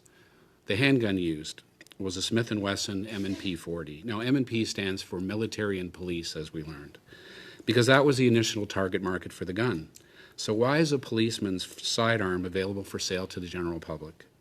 These handguns are far different from what Olympic target shooters use, so why are they necessary for sport shooting? Secondly, the gun was imported legally. It was housed in a retail shop and then stolen in one part of the country, and then it was used later in another part. And according to RCMP reports, as we have learned, about 1,500 guns per year are lost or stolen and not recovered, and that was for the period reported between 2016 and 2020, according to the RCMP's own information. So given what happened to us, we wonder what has happened to all of those other lost and stolen guns. And given a large base of ownership, of course mistakes are going to be made. This is foreseeable. So let's get the most dangerous of these weapons out of circulation in as fair a way as possible. And finally, the gunman was able to buy magazines to quickly reload his stolen gun without having to have a license. And we see that Bill C-21 has addressed this loophole. And we have other points. We've submitted a brief that where our support of Bill C-21 is outlined. But maybe I'll sum up this way. After our tragedy, our families took several months before deciding whether we could speak out and what to say. You know, we come from different backgrounds, and we have different political views amongst us. But we support Bill C-21 across that, because it is a wide-reaching bill. It's not just about gun bans. It will contribute to a public health approach that we believe is the ultimate endgame for addressing gun violence. But what we need here now from this committee and from the broader Senate is support for this bill. So thank you for your attention today. Thank you for your public service. We're happy to take questions later. Thank you. Thank you so much to you both. Thank you. We now go to Dr. Cukier. Please proceed when you're ready. Thanks very much, and thank you, Senators, for giving me this opportunity to address you again. I represent the Coalition for Gun Control, which is an alliance of more than 200 public health, violence prevention, public safety, community, women's, and victims organizations. And we will submit a brief after our testimony that is translated as is required. We're asking that you pass this legislation in its current form, and we want to provide an analysis of why we think it is important. And I should say, I am a professor. I wrote a book called The Global Gun Epidemic with the past president of the American Public Health Association. So our approach is grounded in public health, looking at primary prevention, looking at enforcement and implementation. But we know from the evidence that controlling the availability of firearms reduces the risk that they will be misused. I think I also want to say at this time, though, I'm also a parent, and when people are making decisions about this legislation, I think it is really important to consider the impact of gun violence on victims, their families, and their communities, as was so poignantly described. In terms of Bill C-21, our view is that it includes measures which reduce the risk that people who are a threat to themselves or others will have access to any firearms. It improves controls over firearms, which in our view, where the risk outweighs the utility, and there I'm referring to military-style semi-automatic firearms and handguns, which are not used for hunting, are not needed by farmers, and serve no more purpose in rural communities than they do in urban centers. We believe that the legislation will also strengthen controls over manufacturers and imports, making it more difficult for them to circumvent the legislation because the gun industry is very innovative, and what is particularly important to us is the legislation explicitly includes a non-derogation clause protecting Indigenous hunting rights. So you've heard from a lot of witnesses. You've received a wide range of research summaries and studies. Our view is, and it's shared by most of the injury prevention experts in the country, our view is that, on balance, the evidence supports the fact that strong controls over firearms, over the availability of firearms, as well as over firearms where the risk outweighs the utility, do have an impact on public safety. We also want to remind the senators, I think you've seen the evidence, but while there is a lot of emphasis on smuggled guns, and that is important to address, fully 50% of the firearms Canada traced that were involved in crime originated from domestic sources. Those were guns that were legally imported to Canada, and they were either misused by their owners or diverted to illegal markets. And it is important to note that most mass shootings, most domestic violence, most suicides, and most murders of police officers in this country are not committed with smuggled guns. They're committed with guns that were domestically sourced. Happy to provide more information about that. I think the second point that I wanted to make is simply that gun violence takes many forms. So if you think about gun violence the way we think about cancer, it is true that this legislation is not a panacea. It won't address all the dimensions of gun violence. That is true. However, if we look at cancer, we know that there are differences between skin cancer and breast cancer and stomach cancer, and we don't say because this particular measure will not address that, it's no good. And so I want to underscore the fact that while smuggled guns are a problem, while we do need better border controls, while we do need support for intelligence-led policing, we also need strict controls over domestic firearms. You heard from Emma Cunliffe. We had standing at the Mass Casualty Commission, and I think this legislation responds to that extensive study and the research that was presented there. It also responds to public opinion polls. Most Canadians, for the 30 years I have been working on this issue, want to see a ban on handguns, want to see a ban on military-style semi-automatic firearms. No law is perfect, but we believe that this piece of legislation goes a long way to addressing a problem which has gotten worse. Since I've been working on this issue, the number of legally owned handguns in Canada has increased from about 250,000 to over 1 million, and we have seen an escalation in rates of violence that reflect that. And I think finally it's worth noting, and you'll hear from others on this, that this is a gender issue. Women are far more likely, represent a higher percentage of victims than they do users of guns. The attitudes of women are quite different. So when people say there's opposition to guns, gun control in rural communities, they often are not taking into account the gender differences. And we know, and you will hear from many witnesses talking about the role of guns, not just in femicide, but also in the other forms of harassment and threats. And so I'm happy to answer questions, but will urge you to please support this legislation. Thank you. Thank you, Dr. Cukier. We'll now proceed to questions. We have to finish the panel by 7 p.m. and as with the last panel, I'm going to limit each question, including the answer, to 4 minutes, and we'll hold up this card to indicate that 30 seconds remain in your time. Please keep your questions succinct and identify the person you're addressing the question to. And the first question goes to our Deputy Chair, Senator Dagenais. Merci, Monsieur le... Thank you very much, Mr. Chairperson. My first question is for Mr. Price. Mr. Price, you expressed your agreement about the provisions of this bill to totally prohibit the possession of handguns, to punish all Canadians that legally possess them and that have properly registered them.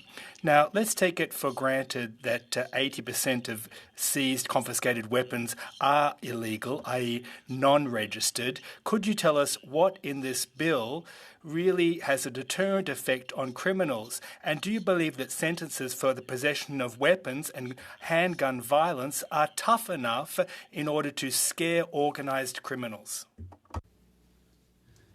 Well, I have a hard time with the premise of some of what you have said, sir. I don't agree that 80% of the guns are coming from smuggled sources. I mean, that is a statistic that I think has been cited in the case of the Toronto Police Force, although that number is at a high relative to when we started. It used to be 50-50, and now it's 80%.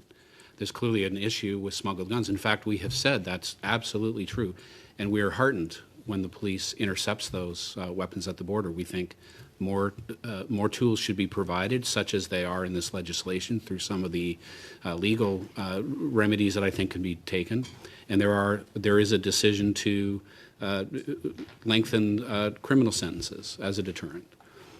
And that issue needs to be tackled. But that's not what happened in our case, and that's not what happened in about half the cases. We have two problems to solve, not one. If there's one point we can get across on the supply side, is that we have two issues.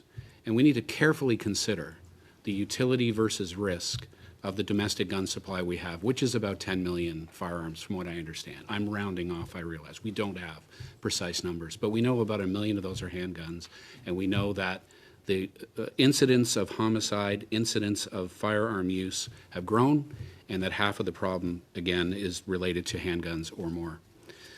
So we think this legislation is appropriate because it's not taking into account, it's not taking to task all of the guns that are out there. In fact, at the end of this, there'll be, 8 or 10 million rifles and shotguns still in the closets and firearm storage facilities of those law-abiding gun owners. But what we are doing is we're taking the guns that have been most frequently used in crime out of circulation. So I think this legislation is appropriately targeted and fair. My next question is for Dr. Cukier. The legislation on firearms control have had positive impacts to some extent. Can you hear me properly? I'll start my question again. The legislation on firearms have had positive effects in Switzerland, Australia, and New Zealand. Canada has legislated in vain, in my opinion. The issue of prohibited weapons is far from being resolved with Bill C-21, in my opinion. Do you believe that Canada's proximity to the United States is a decisive factor making it more difficult to control firearms in our country? And is this an issue of North American culture or a deep phenomenon to do with criminality itself? Thanks very much for the question, and I'm happy to provide you with some data that compares Australia, New Zealand, the United Kingdom, the US, and Canada. And I think it's worth looking at because what it shows is when you take guns out of the equation, when you only look at murders through beatings, stabbings, and other means, the rates of homicide are comparable in those countries. It's only when you add guns to the mix.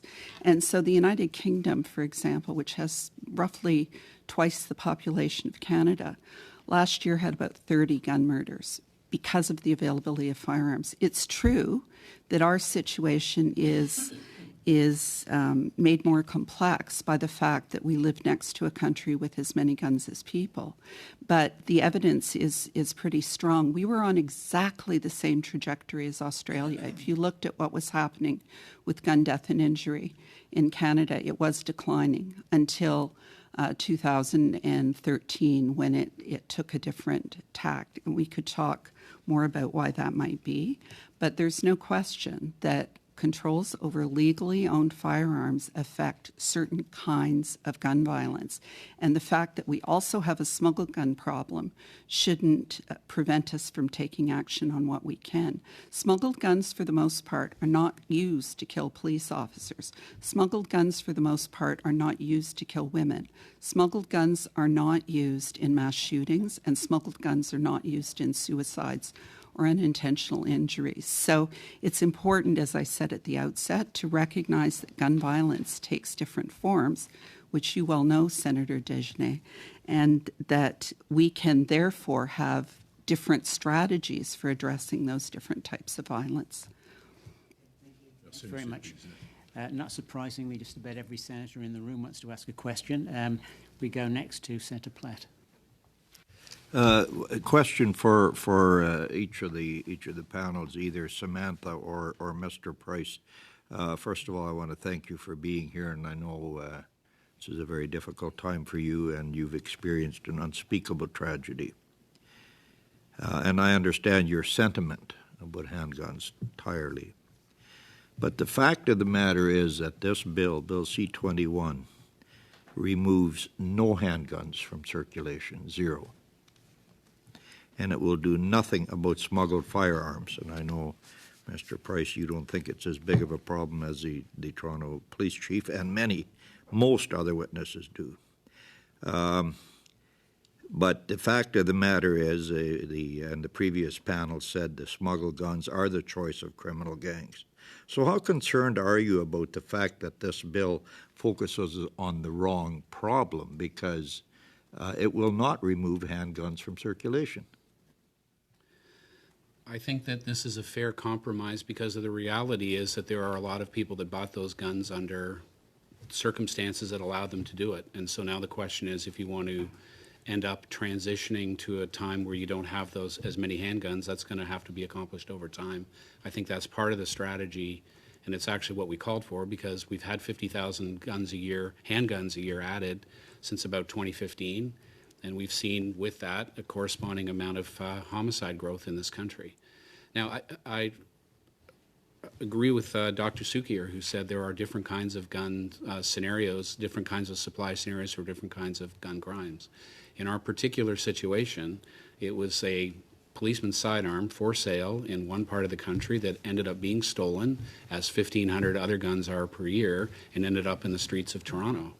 And it's very foreseeable to imagine that you'll have those kinds of mistakes and thefts occur as long as we keep allowing more and more guns to come into the country. Available even if Bill C-21 would have passed. Well, hopefully over time that won't be the case, sir. And I will feel that we need to start at some point in time. Dr. or Professor Cukier, I've asked many witnesses this question. I'm going to ask you the same one. The minister has told us they have done nothing but consult widely on this bill. Were you personally consulted before this bill was introduced? Not before the initial C-21 was introduced. We were consulted about some of the amendments that were introduced, and we were part of group consultations with other organizations. Thank you. Thank you, Chair. Thank you. Senator Kutcher is next, followed by Senators Boehm, Yussuff, Deacon, Ontario, Dasko, Boisvenu, and Cardozo. Senator Kutcher. Thank you very much, and thank you all for being here, sharing your experiences. I'm sure that it's not easy. My kids' pre-teen years grew up, they're playing on the Danforth, so I know whereof you speak. This bill tries to balance the privilege of firearms ownership and the needs for all Canadians to be protected from firearms violence.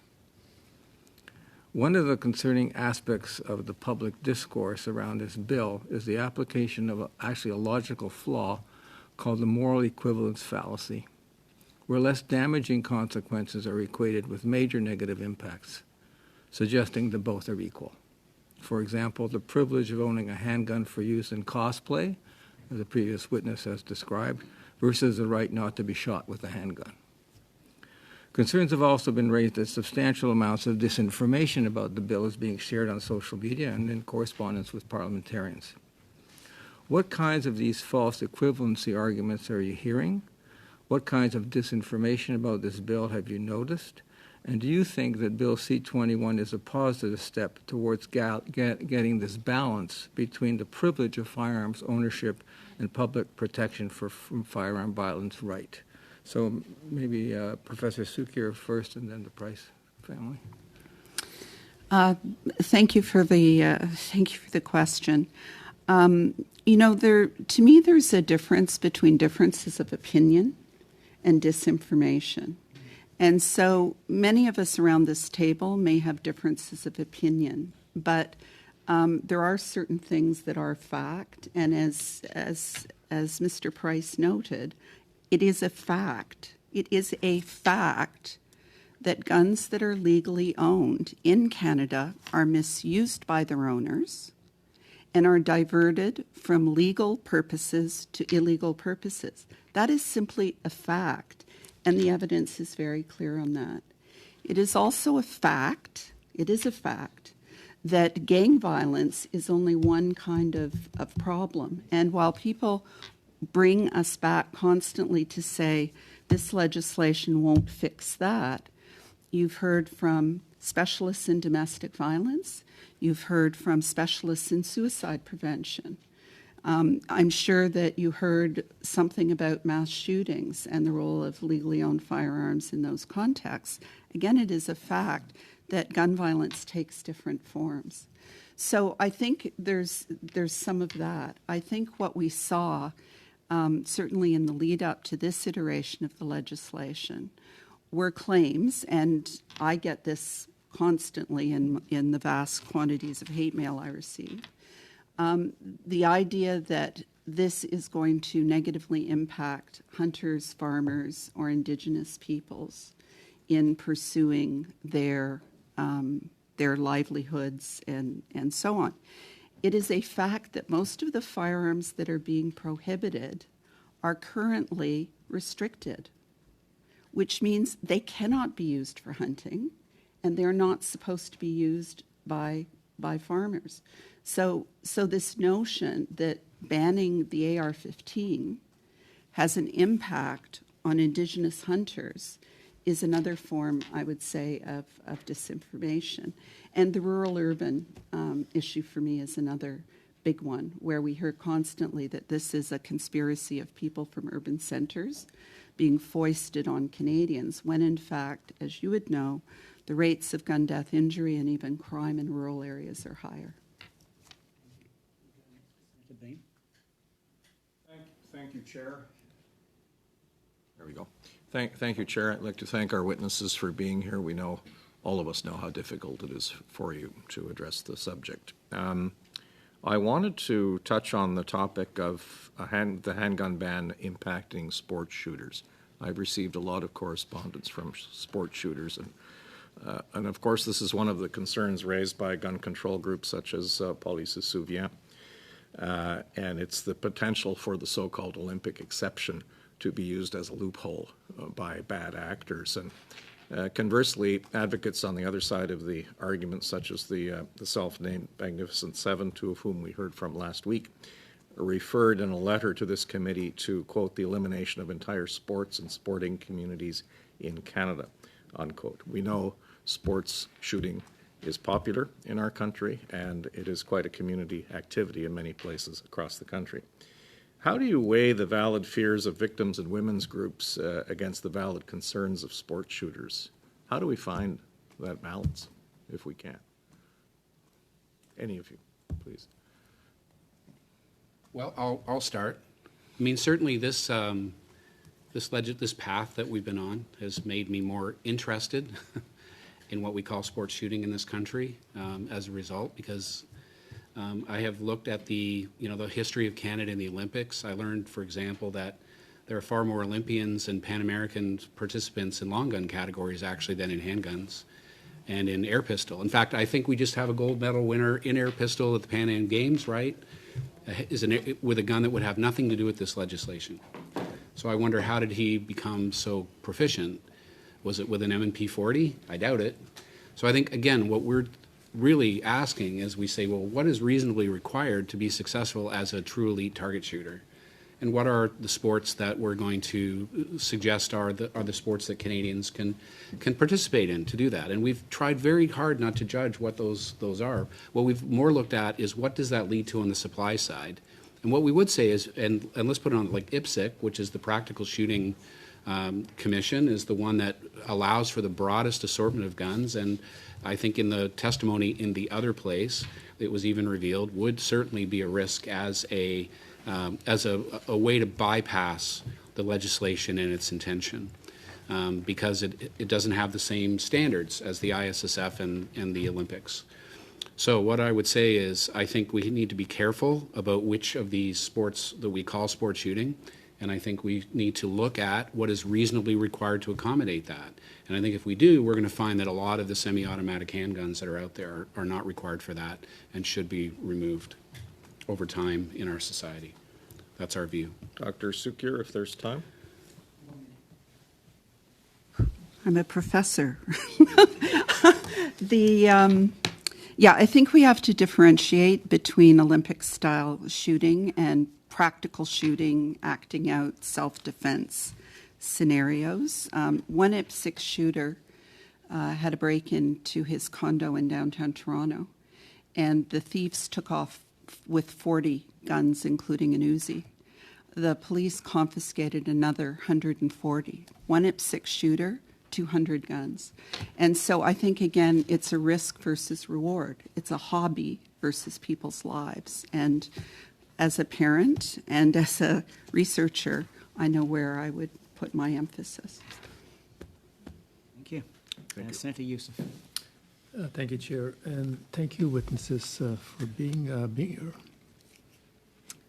Samantha, I know that coming to testify is really important for you, given what you've experienced as a young woman, and more importantly, in the advocacy both you and your dad and your family has been doing, and building a broad support for the efforts to how we deal with this issue.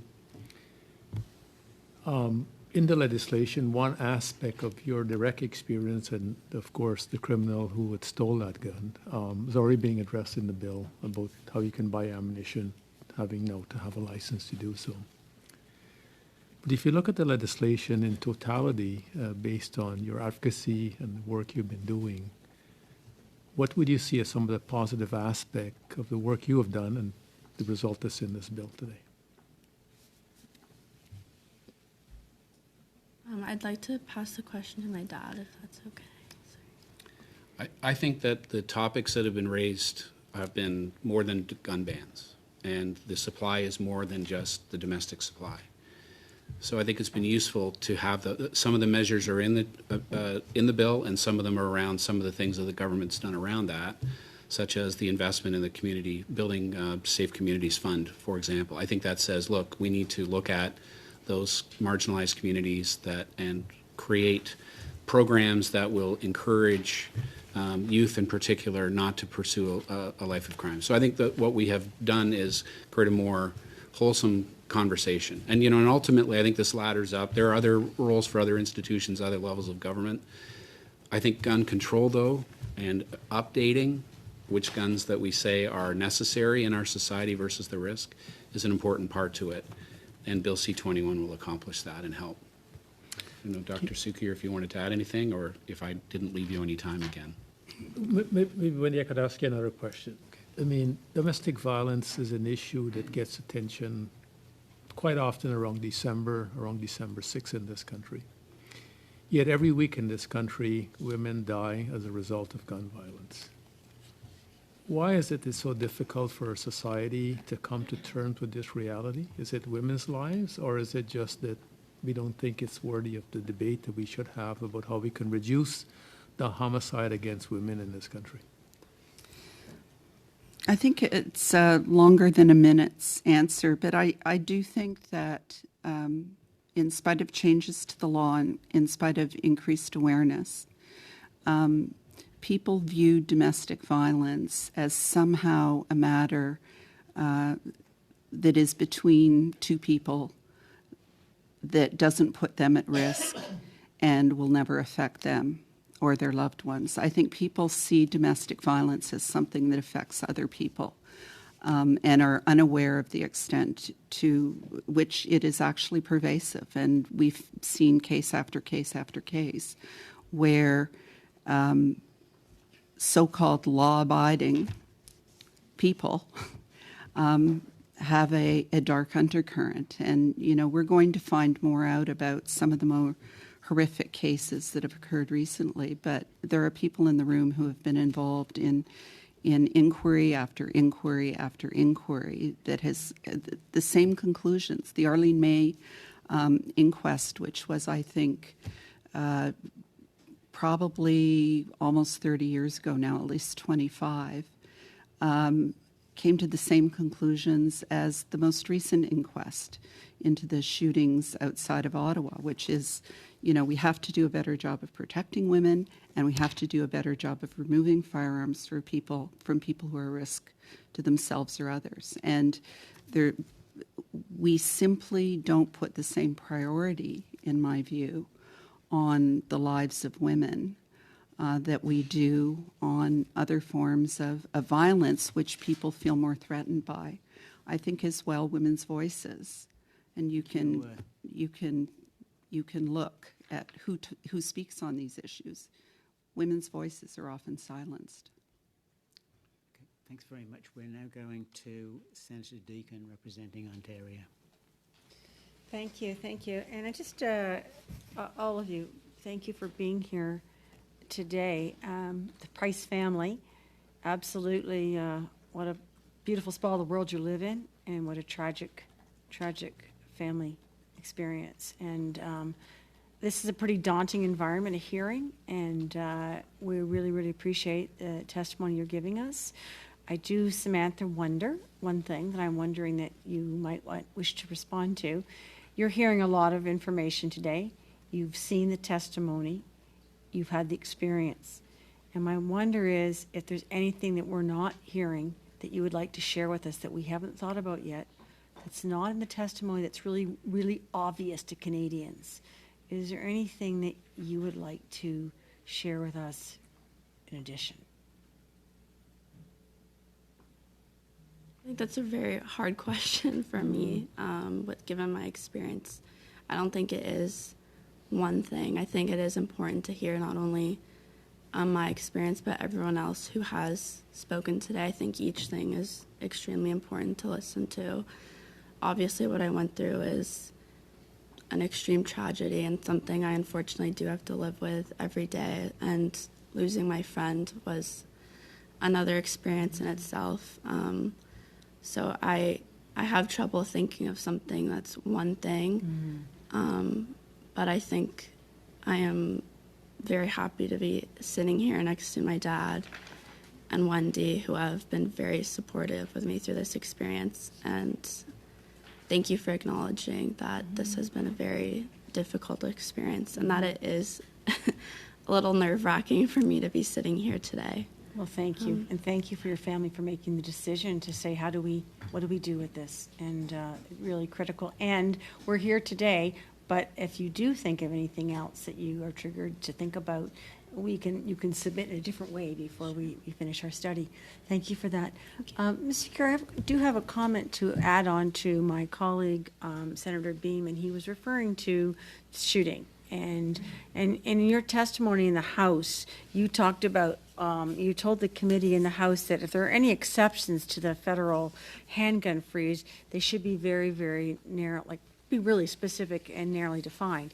And as Senator Boehm discussed, we do have, rifle, pistol, shotgun, trap, skeet, all kinds of different disciplines that you mentioned today that may not be using the types of guns that we're talking about. But I just wonder how you think we can ensure these individuals can continue competing while making sure it does not become a loophole, and the exceptions that we need to keep considering. Are there any concerns that you wonder about with trying to go from here to here but not lose this group? Well, you can look at legislation in other countries and where the exceptions are. So, countries that have very strict gun control also participate in the Olympics in shooting sports, and so I think these are implementation issues and issues around regulation, which I think are very, very important, but probably beyond what this committee can address specifically, other than making recommendations. But the loopholes are potentially huge if we're not very careful. And then what is the point of having done this? I think the other thing we have to continue to say is this law is actually quite generous in that it bans the import, the sale, and the transfer. It's intended to stem the proliferation. It is not taking guns away from current legal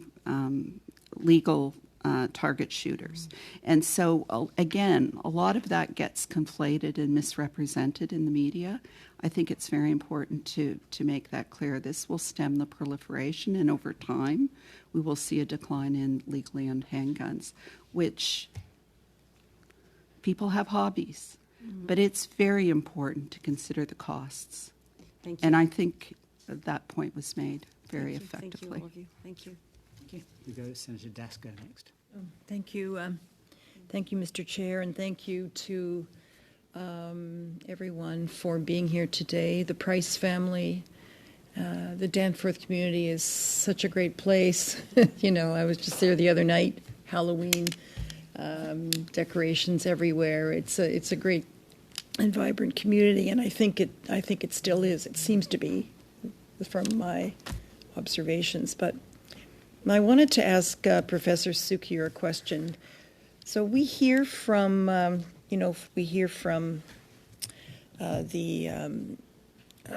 people who criticize C21. So we've got, there's some data issues that are, about the guns that come from south of the border and so on, and crime statistics, and we hear that from the people who oppose the bill. But one theme we hear about C21 is that it punishes law-abiding gun owners. That's what we hear, and I would really like to hear what you might have to say about that. I think punishment is losing a child. I think not being able to acquire more handguns to pursue a hobby or collection is not punishment. And I'm going to try to say this briefly, but I think it is ironic. I was redecorating my house. I sent my contractor out to get me more blinds. He came back and said, sorry, you can't have those blinds anymore. They will not allow you to sell blinds for the window that have strings in them because it's a risk. Yes, of course. Canada banned blinds with strings. Yes. Based on I have some from the old days. Based on potential risk to public safety. How many people are killed with the strings and blinds every year in Canada compared to the nearly 1,000 who are killed with guns? To me, it is a question of proportionality, and to say that having to change hobbies is punishment in the face of the victims of gun violence is just insulting and ridiculous, in my view, respectfully. I've got a minute sometime. You have a minute and 15 seconds. You are a superb analyst of data in your job and in your career, and so just looking ahead to if this bill is implemented more or less, let's say the way it is right now, how much of a difference do you think it's going to make? I mean, have you given that any thought? Like, is this going to, is this going to be a big deal, or like, just what's your sense of the sort of the extent of the impact of this bill? So all we can look is historical impacts, right? And what we saw, for instance, was stronger gun laws introduced in 91 by the Conservative government, and then 95 by the Liberals, did have an impact on, for example, violence against women. So the number of women killed with guns declined precipitously over the next 15 years or so, and then started creeping up. Legislation is a key piece of that, but so is implementation. Mm-hmm. And so the impact of this law will very much be, for example, on domestic violence, will very much be a function of the extent to which those measures are actually used. Mm-hmm. Because we hear time and time again about people who are considered a risk to themselves or others, a mass shooter who has been engaged in hate speech and made threats against a mosque, and so on, and so on, and so on. We see these cases over and over. And it's critical to have the measures in the legislation and to have the implementation, the resources to back them up. So when we look at domestic violence, hate crimes, and so on, that's critically important. When it comes to handguns, stemming the proliferation of handguns, in my view, will reduce handgun crime and handgun homicide. And if you look at the data over time, and you look at how the explosion of handgun ownership in Canada has been linked to increases in the use of handguns in crime, I think there's evidence to suggest that. And then again, if you look at international comparisons, the more our laws resemble industrialized countries in Europe, Australia, and so on, the more I think we can expect the patterns of gun violence to follow those trends. Social science, as you know, is imperfect. It's not like, testing vaccinations. We can only look at probabilities, and I think that the probability is this combination of measures will make a difference. Thank you very much. We've got just enough time for the final two senators, Senators Boisvenu and Cardozo. Senator Boisvenu. Merci beaucoup. Thank you very much, Mr. Chairperson. Mr. Price, Samantha, I have a great deal of sympathy for you regarding what occurred. My own daughter was killed by a sexual predator who should have been behind bars, but unfortunately the government released the perpetrator far too quickly. But that happens on a monthly basis. The government frees sexual predators that are behind bars, despite their rhetoric on public safety, which flies in the face of what it actually does. And I think this bill also flies in the face of what the government really should be doing. Now, they'll be tightening the vice on those smugglers of illegal weapons, but at the same time, the government is passing Bill C5, and people can serve their sentences at home. Those are weapons traffickers. We've seen this in Quebec recently. Drug traffickers, 2 years sentence at home. And then there was a young man that imported 200 weapons from the United States, and he's serving a sentence at home in his living room. How can we reconcile this? The government says that it's serious about weapons trafficking and then tries to push through legislation which does the very opposite. Mr. Price or Madame Cukier? Mr. Price or Ms. Soccer, if you'd like to comment on that.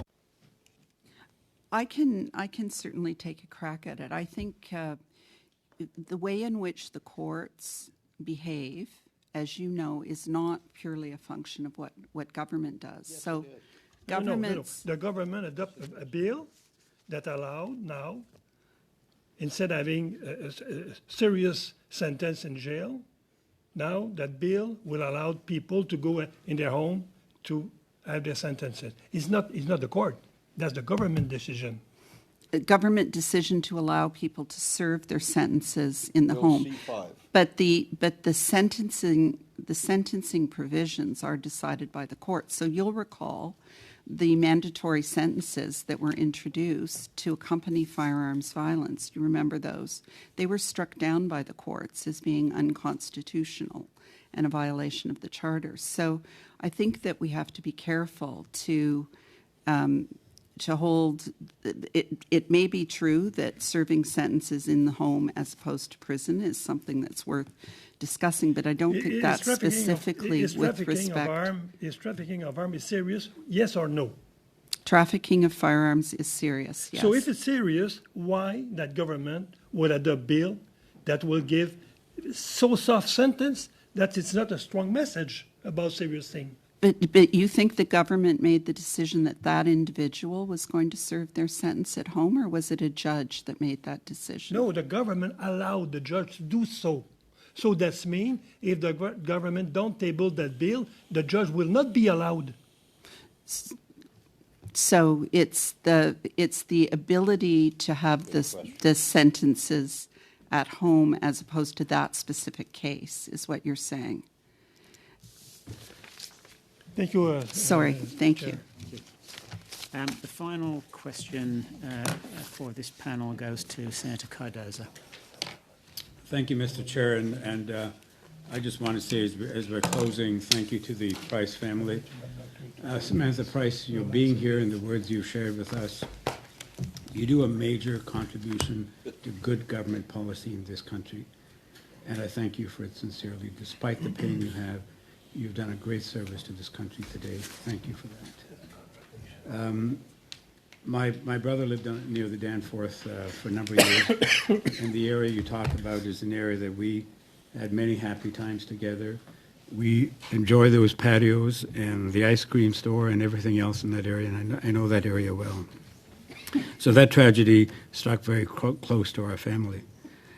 And I think it's really interesting that you remind us, Mr. Price, that it wasn't a smuggled gun that was used in that case. Dr. Cukier, if I can just ask you about the red flag. And I just want to finish by saying there's no but to what I said. I just want to say emphatically, thank you for being here. You're right. Dr. Cukier, I want to ask you about the red flag clauses.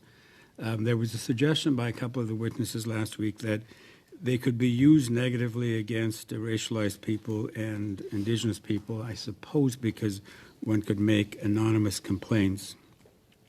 I hear otherwise, and certainly the government would suggest that there are enough safeguards around that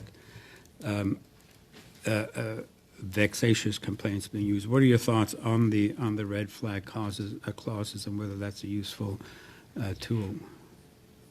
I would say that the red flag clauses were not a priority for us. Our priority was really on broadening the conditions under which firearms could be removed and introducing implementation measures like hotlines where when complaints are given, the firearms are removed immediately. Going to the courts, in our view, is a secondary process. Like, you should be able to call up, say, I have a concern, and those guns should be removed immediately. So for us, it's a backup. We know that the physicians for the prevention of gun violence feel quite strongly about it based on research that they've done. So I think there are circumstances where it might prove useful, but it's the other measures in the law that, from our perspective, are more important.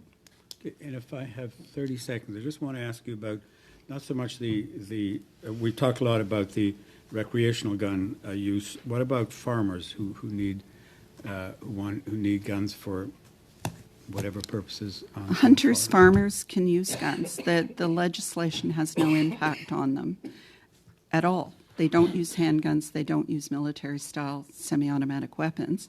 The only instances where farmers or hunters would be affected is if they're a risk to themselves or any other person. And those are concerns that we have to take into account, whether we're talking about urban or rural communities.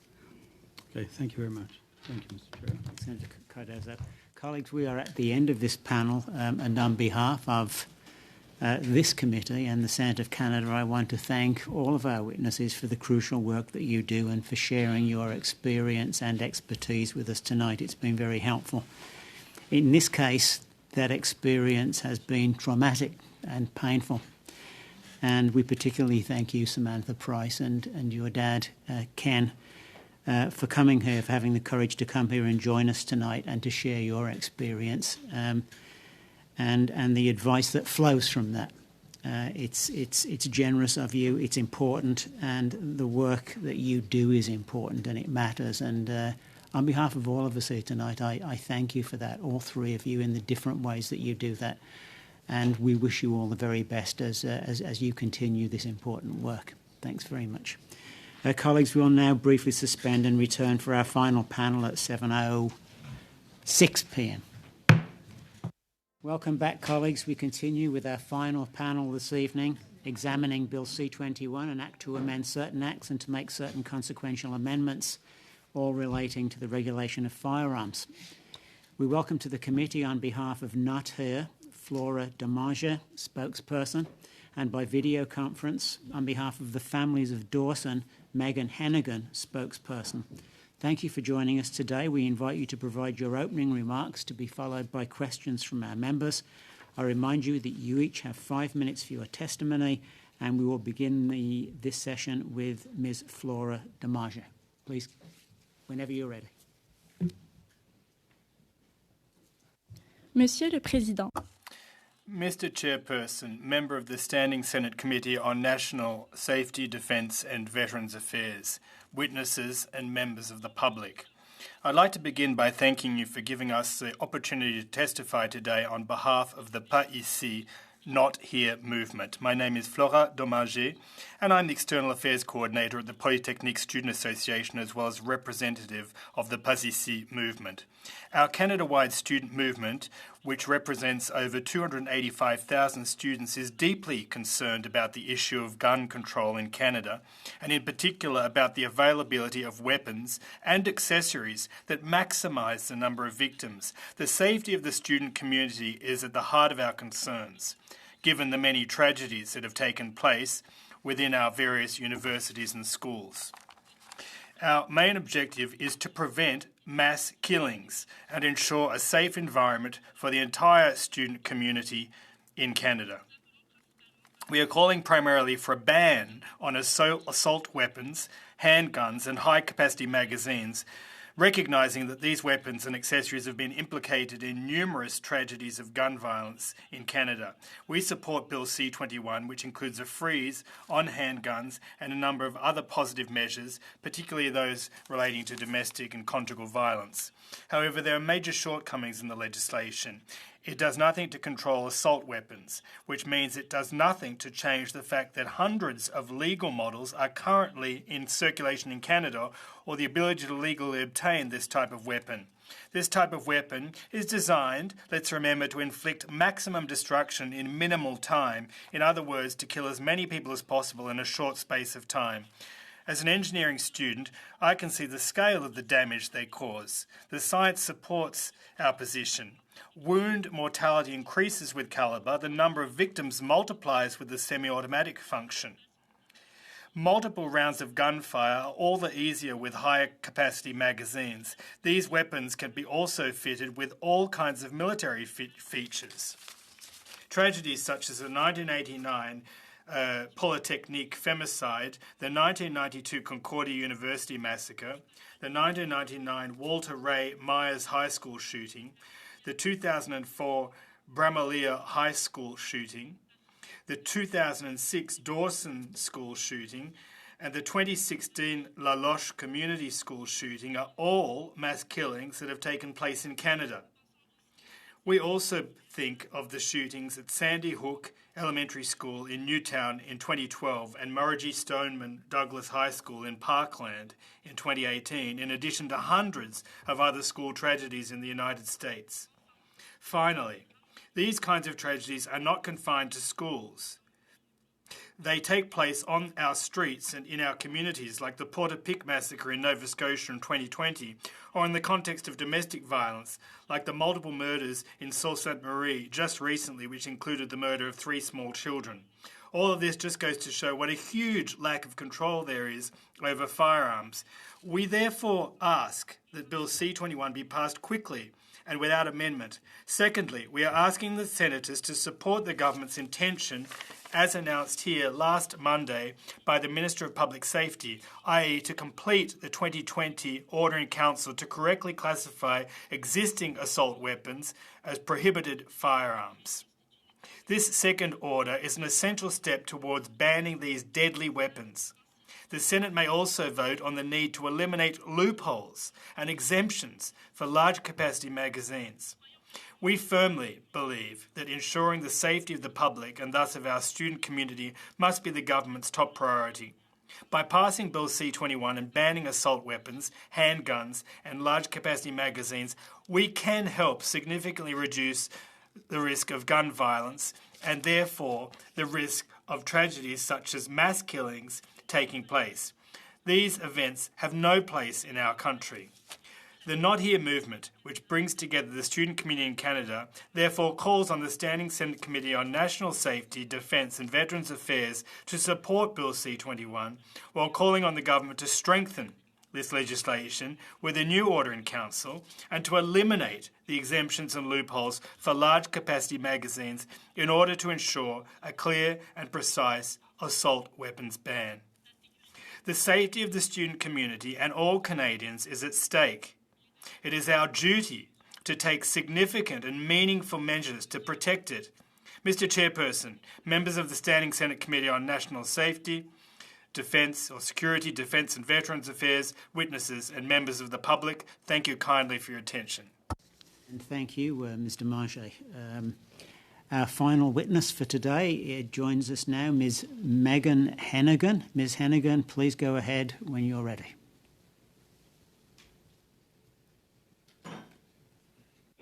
Hi, hello. I'd like to thank everyone for having me today. For those who don't know me, my name is Meaghan Hennegan.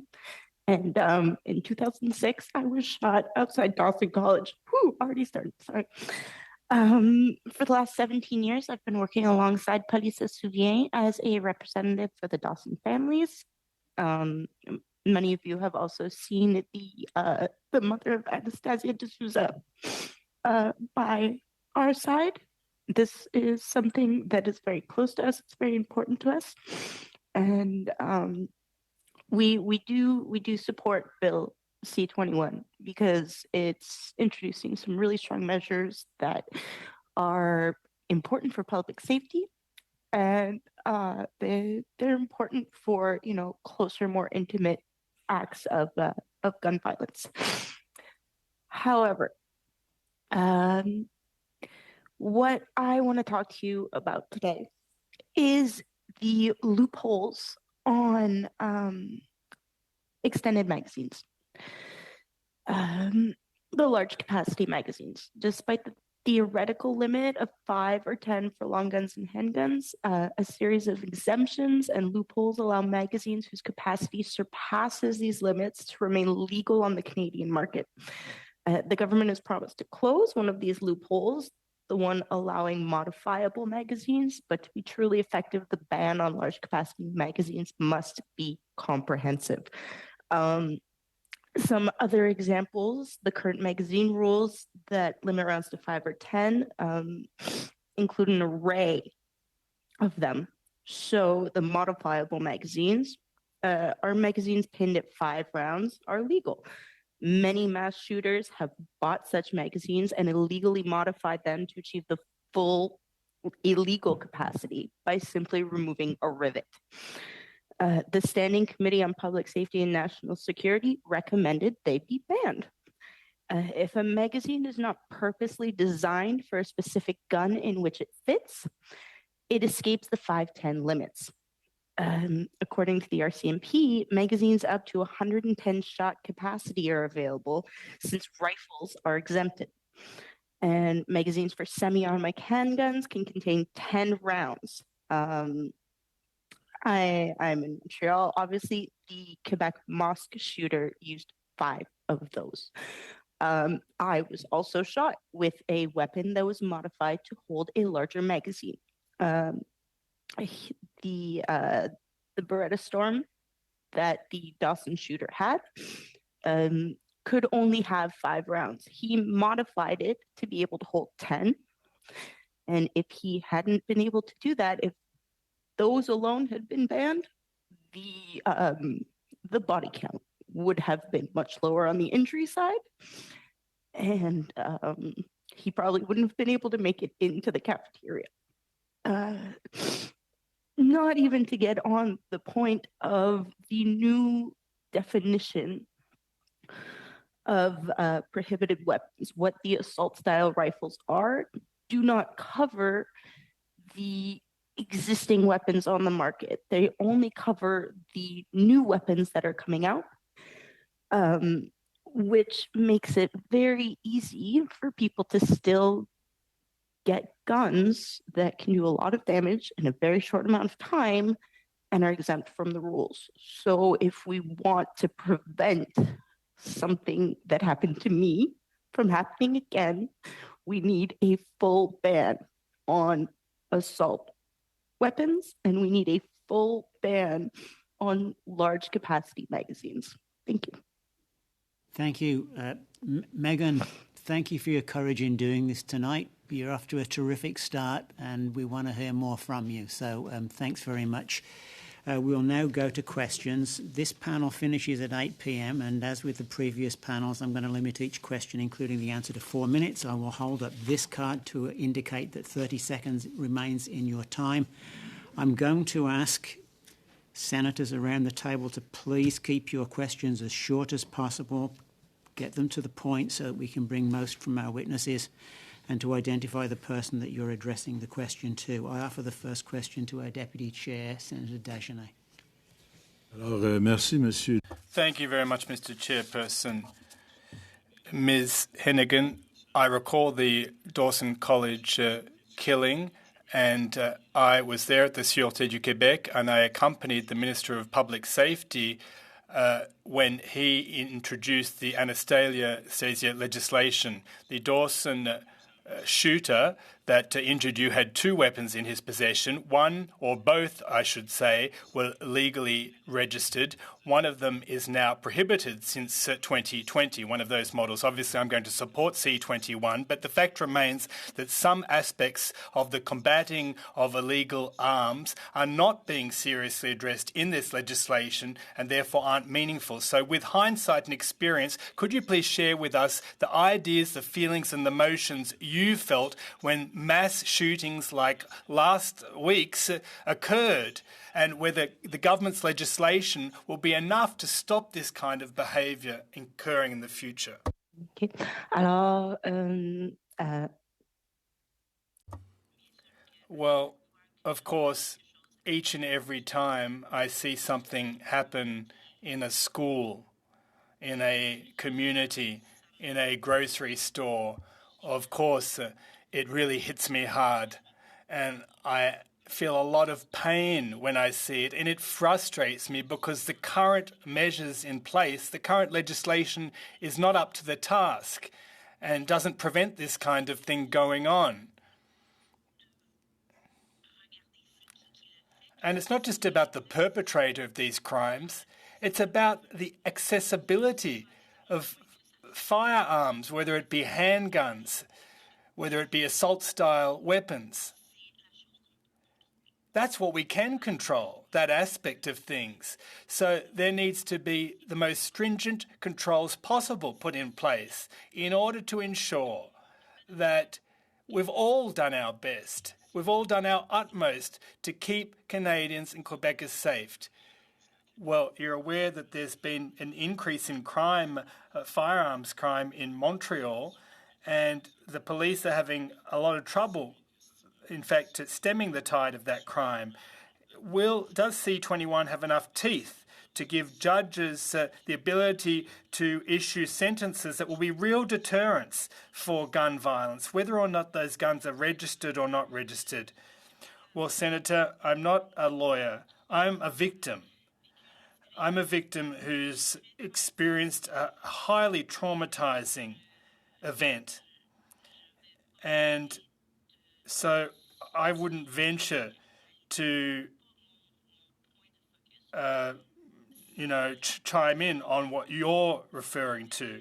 But C21 perhaps takes the first steps in the right direction.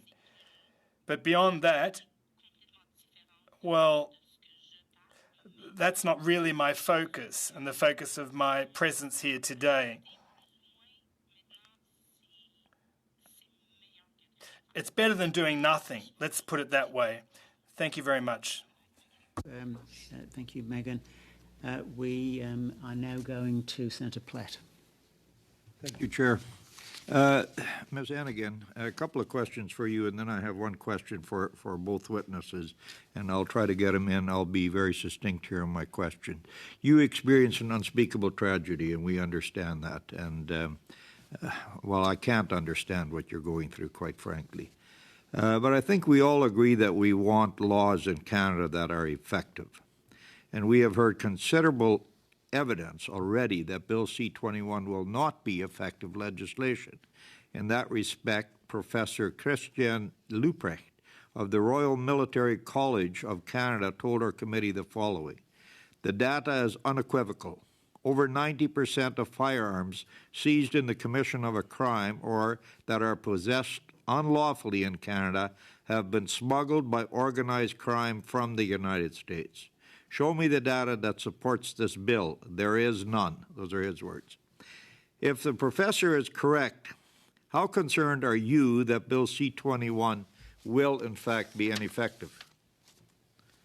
I am not concerned at all that it will be an effective, Senator. May I remind you that the mass shooter in Maine not too long ago was a Army reservist with access to legal guns. The man who shot me was former Army and he had access to legal guns. Many mass shooters are not using illegal weapons or illegally obtained weapons to commit their crimes.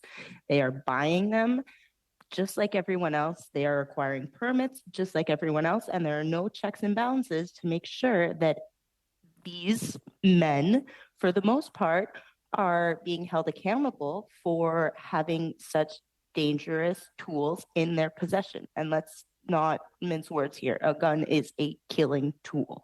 It is the only thing that it can be used for. I do not think that dismissing the bill just like that out of hand, saying that, oh no, nothing in it will work, is genuine. Well, of course, nobody's suggesting that we dismiss the bill out of hand. We're trying to get a bill that will be effective and that will help all Canadians. Effective gun control requires support, whether we like it or not, from legal gun owners, since gun control by definition focuses on legal firearms. So I'll ask the question. I have a feeling you're going to say you aren't, but I'll ask the question. Are you at all worried that support from firearms owners for gun control could decline if bills are seen to target law-abiding citizens for limited effect? Then I have one very quick question for the two of them, Chair. Go ahead, Ms. No, sir, I'm not, because most law-abiding gun owners who recognize the importance of gun control will have no problem having those checks and balances, having those bans on things that are very dangerous, that are pretty much useless. If you see a weapon as a toy, that's when, you know, you're kind of moving away from responsible gun owners. Well, in fact, most legal gun owners are very opposed to, the majority of legal gun owners are very opposed to this legislation. But let me ask both of the witnesses this question, please, and I've asked this of a number of them. The minister appeared before our committee and he said the government had consulted widely and extensively on this bill. He specifically said that victims groups were consulted in this regard. Were either of you consulted by the government before this bill was introduced? Ms. Hennegan first, and then maybe Ms. I'm not even going to try today. I'm sorry. Ms. Hennegan? We had meetings with different people from different levels of government. I am not the spokesperson for my organization, so I cannot answer that question definitively. I am confident that Heidi and Natalie were in fact more involved in it than I was. Like I said, I'm just one representative from one branch of the Police Civile umbrella, doing work to help make this bill as effective as it can. Thank you. So you aren't sure. Please. Oui. Well, I am just taking the reins of the Not Here movement, and my experience is that of other members involved in the movement, and that is that we were not personally asked for our input, but there has been communications with Police Souvien about the ramifications of this legislation. Thank you. Senator Kutcher, over to you next. Thank you very much, Chair, and thank you to both of you for being here. And I can appreciate that it's exceedingly difficult to talk about these kind of personal experiences. And I thank you and for your forbearance with us. I've been deluged with correspondence urging me not to support Bill C-21. Many of the arguments that are made is it doesn't support Canadians' rights to guns, which is a piece of disinformation that confuses American with Canadian constitutions. The correspondence is also filled with other types of disinformation. It seems that much of it is consistent with what is being promoted by the gun industry that I've been able to see on various websites. It's almost identical wording. However, I've had hardly any correspondence urging me to protect women, students, children, and all Canadians from death and injury from firearms. I don't know that this correspondence is the majority of gun owners in Canada. I frankly don't think so. I think that it's some gun owners who are using the voice of the gun lobby to drown out the voices of women, students, and children. If each of you had one suggestion for strengthening public safety through Bill C-21 for us, what would that suggestion be? Mine would absolutely be strengthen and make less vague the definition of an assault rifle and prohibit anything that could possibly fall under that definition. Because, you know, if you're talking about hunters, if you're talking about farmers, they don't need those kinds of weapons. They're, you know, war toys for grown men. They don't serve a better purpose at doing those things. There are already weapons on the market that can, you know, do the job of hunting or protecting a farm well enough. We don't need assault weapons on our streets in this country.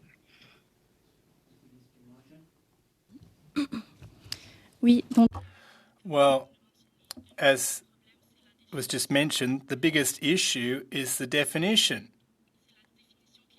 The definition that's used in Bill C-21 when it comes to assault-style weapons. So, from our standpoint, this legislation must be enacted because it will strengthen control, but thereafter, well, we have to make good on the 2020 orders in council to back up that legislation. And thanks to that there will be adequate control. Well, better, at least, than what we can currently see.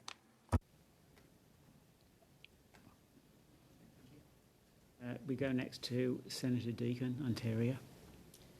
Thank you, and thank you both for speaking with us today. It's a very, very technical bill and demonstrated by a very high level of courage from both of you, so we thank you for that. Flora, I'm going to ask you a question, and I hope it doesn't mean repeating what you started with, but it was quick, and you were going through a very important opening piece. And you talked about, I support the bill, but it does not go far enough. And I also heard what my colleague, Senator Kutcher, just asked a moment ago, what you do to improve it. I want to make sure I hear this right. So when you talk about the bill not going far enough, can you just slow that down again and tell me what you think the pieces are that must be in place for it to have the substance that you think it needs to have? By the way, Meaghan, after that one, if you want to respond to it too, that's fine. I'm just going to start here.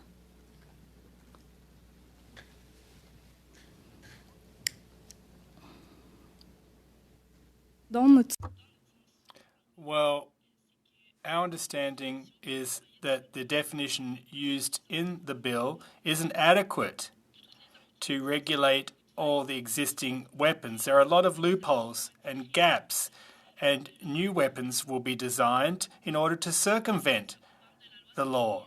Now, okay, we're talking about Bill C-21. It's a good starting point. There are good measures, but it's not exhaustive, and there's still more to do. So we, as I said earlier, want the government to make good on the 2020 order in council in order to strengthen the definition. That's what we need. And this will mean that more weapons will be included on the list. There were amendments that were made.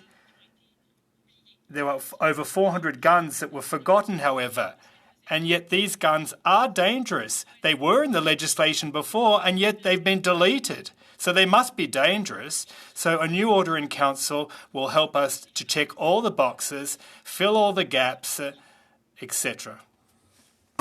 Meaghan, anything to add? No, Flora's got it down. Senator Yussuff. Thank you, Chair, and thank you both for being here and for your courage in presenting today. Flora, if I start with you, when I was young and I went to school, gun violence was not a thing.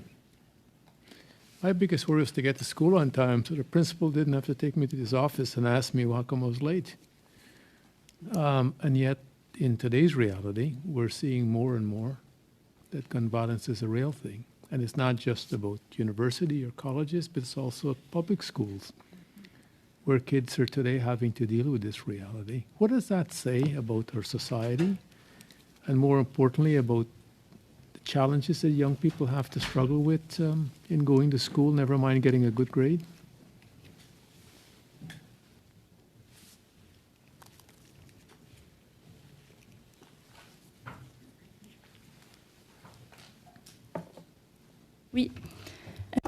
Well, we are students. We have our studies to keep busy with, and this is an additional source of stress that is an upheaval in a sense when it comes to our studies. It's a bit contradictory, isn't it? Because on the one hand, we're being asked to learn about how to react when we're attacked. There are simulations of active killings in our schools. Not all schools offer this, but it is out there. So we're asked to take that in our stride, and yet these are legal weapons that are being used. So we can't wrap our head around that, and it does add additional stress when we're trying to study. Now, as to the challenges, well, we feel a lot of anxiety. We're seeing everything going on in the news. There was marital violence that occurred last week, and that is right on our front door. Youth are, how should I put this? Youth are going to be the leaders of the world of tomorrow, aren't they? And it's really hard for us to wrap our heads around the fact that the debate is ongoing. This debate has been dragging on for over 33 years since the Polytechnique femicide. We just can't fathom that the debate is still dragging on despite everything that has gone on in our schools. We want this prohibition to move forward. Meaghan, if I may also, you talk about other aspects of the bill which is not in the bill, which the government is committed to look at in regards to the regulation. And you're very specific about that. I guess the reality is the sooner we can pass this bill, hopefully the government could get on with the necessary regulatory efforts that would be required, but equally get the advice that is required to look at those other measures that they have talked about that would come complement the bill at a later date. So maybe could you comment a little bit more about that? Well, I mean, like I said, it's disappointing that we have to wait and do this at a later date because it really should have been part of this bill to begin with. It's it's a very important the magazine capacities are a very important piece of this discussion because without those magazines, without the bullets, the gun is useless, right? So you can't really separate these two parts of the machine like that. It's not how it works. You can't regulate one and not regulate the other. It gets a little weird. So, I mean, obviously, we do really hope that once C21 is passed, that we can get on this and start closing those loopholes on large capacity magazines. And I believe there was something also on requiring permits to buy ammunition. That would be a fantastic idea because, everybody loves to talk about, the illegal gun crime. That's gonna, bump it up too, because if you have an illegal gun, but you're going to buy illegal bullets, now you can't do that. That old bit, the Chris Rock bit about bullet control, right? You don't have bullet control, you don't have gun control. So it's something that needs to be looked at right away, so urgently, because it really does affect how much damage these weapons can do, even if they aren't banned. Senator Cardozo is our final questioner on this round, and then we're going to move to a second round. So anybody who wants to add to the list, please indicate so. Over to you, Senator Cardozo. Thank you, Mr. Chair, and thank you to our two witnesses who are here. You're very brave for all the work you do. And Meaghan Hennegan, I want to thank you for taking the time to do this, not only the time but the courage, because I'm sure that having been through that event at Dawson College, there is somewhat of a re-traumatizing that happens when you come to a session such as this. But I know that you do it to develop good government policy, and we all thank you for that. Can you tell us a little bit about the work you do and how Families of Dawson works and how you interact with Police de Souvien, for example? You got an early question about consultation, but do all of you work together and address some of these issues together? Are you focusing on legislation and all the other things that come after this? Yeah, so it's a really, really collaborative effort. We've had, obviously, Police de Souvien and their team of victims and witnesses and people who've worked so hard for, over 3 decades. 3 decades they've been working on this. They brought Dawson in after our event happened. It was really eye-opening, and it was very empowering to be able to feel like you can take something like this and turn it into a public good instead of just a public trauma. We have brought in, we had members from the mosque shooting up in Quebec City. They have done amazing work too, focusing on legislation around Islamophobia and gun control, and it was so important what work they're doing. We have some collaboration with the Danforth families. It's really focused on advocating for changes to the gun laws in Canada to make them more strict, to let people know, because a lot of people, they'll look down at what's happening in the US and they'll be like, oh, but we have gun control in Canada. We're safe from this. We're fine. And we really aren't. We really aren't. It's getting worse every year. And if we don't, find a sense of urgency as a country, we're not far off from where they are right now. So that's our focus, is raising the awareness that is needed to really mobilize the Canadian people into demanding action from the government on stricter legislation surrounding firearms.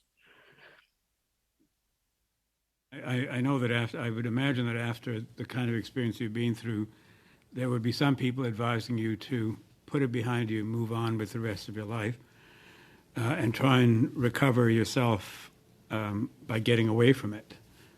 But I do salute you for not doing that and for carrying on the fight for better government policy. And I think I'm sure that most Canadians thank you for doing that. And j'ai une question pour vous. I do have a question for you, Ms. Dommanget.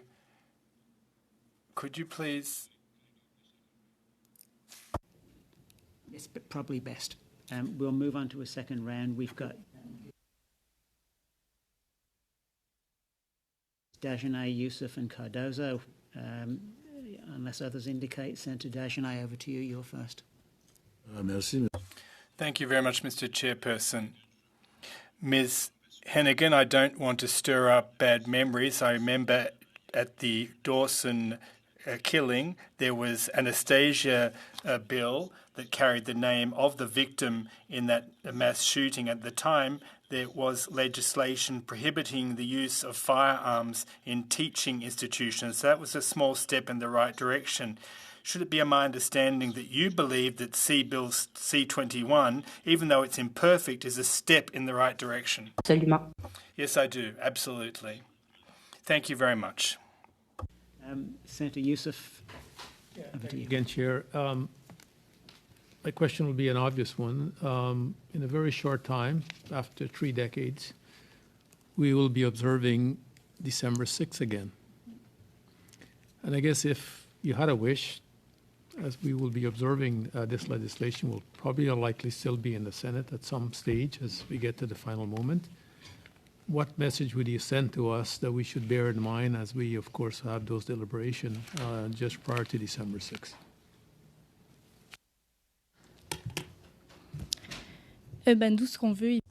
Well, what we want is the legislation be enacted as quickly as possible. It's really sad that we have to commemorate in mourning once again that there are advances but that they're not quick enough. And time is playing against us here. If the legislation doesn't get through quickly enough, there's a high likelihood that there'll be further mass shootings and killings, and that must be avoided at all costs. We're trying to actually hurry you along a bit, to be honest with you. It needs to get through quickly. And as I said earlier, there are killings that are still going on. Even last week, there was one in Maine, for example. Now, we'd like you to move forward in short order as quickly as possible so there's a total prohibition on assault-style weapons. Meaghan? Yeah, no, that's my point too. We need to get this passed, and we need to get it passed fast, because the people from Polytechnique that are still here have waited 33 years. I've waited 17. I cannot imagine waiting 33. The longer we wait to pass this, the more likely it is that something like this is going to happen again. Maybe not in Montreal, maybe not in Nova Scotia. It might be in BC this time. It might be in Alberta, but it's going to happen. It's not an if, it's when.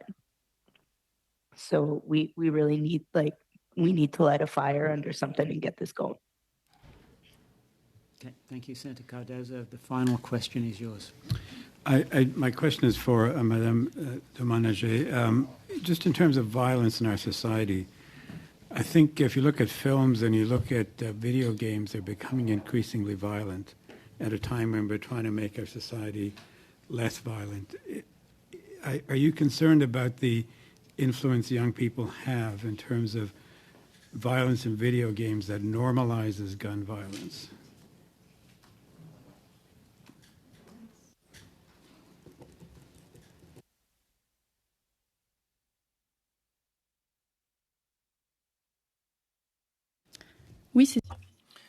Well, it is very concerning indeed. Well, there's video games and reality, and we're actually talking about cold, hard reality here. So I think that taking the step of killing someone, well, it's more than just about playing a video game, isn't it? One has to have very deliberate intentions behind that kind of act. Video games are not an end in of them themselves. So I really can't speak as to what impact they have in real life. I'm talking about real life events here. We can see that for the past 33 years, these massacres have been going on. I've listed some of them. I probably missed some in my opening remarks. We're seeing an increase in crime both in Quebec and across Canada. So this is hard to bear as students. And as students, not only do we have to manage our studies, but all that additional stress as to whether or not something might happen to us in our schools. The government has legalised the weapons that are used in these massacres. And we're very anxious, increasingly so, and we just don't understand. So what I'm asking you to do is just act as quickly as possible to avoid further disasters. Thank you, Mr. Chair. Thank you. Colleagues, this brings us to the end of our meeting this evening, and on behalf of the committee and on behalf of the Senate of Canada, I express sincere thanks to you, Ms. Dommanget, and Ms. Hennegan, as I do to our previous witnesses today.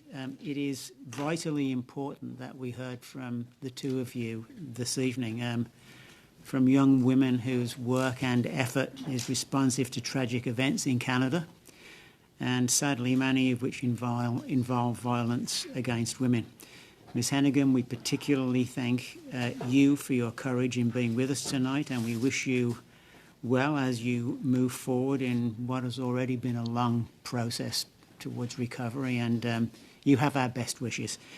I'd like to also thank members around the table for your participation this evening. It has been a long period, and your questions have brought out the very best from our witnesses, and your attention did not waver through the course of a very long meeting.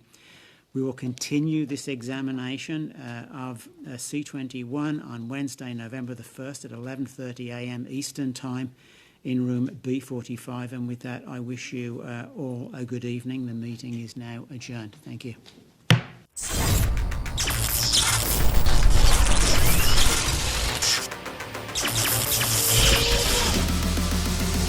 Perfect.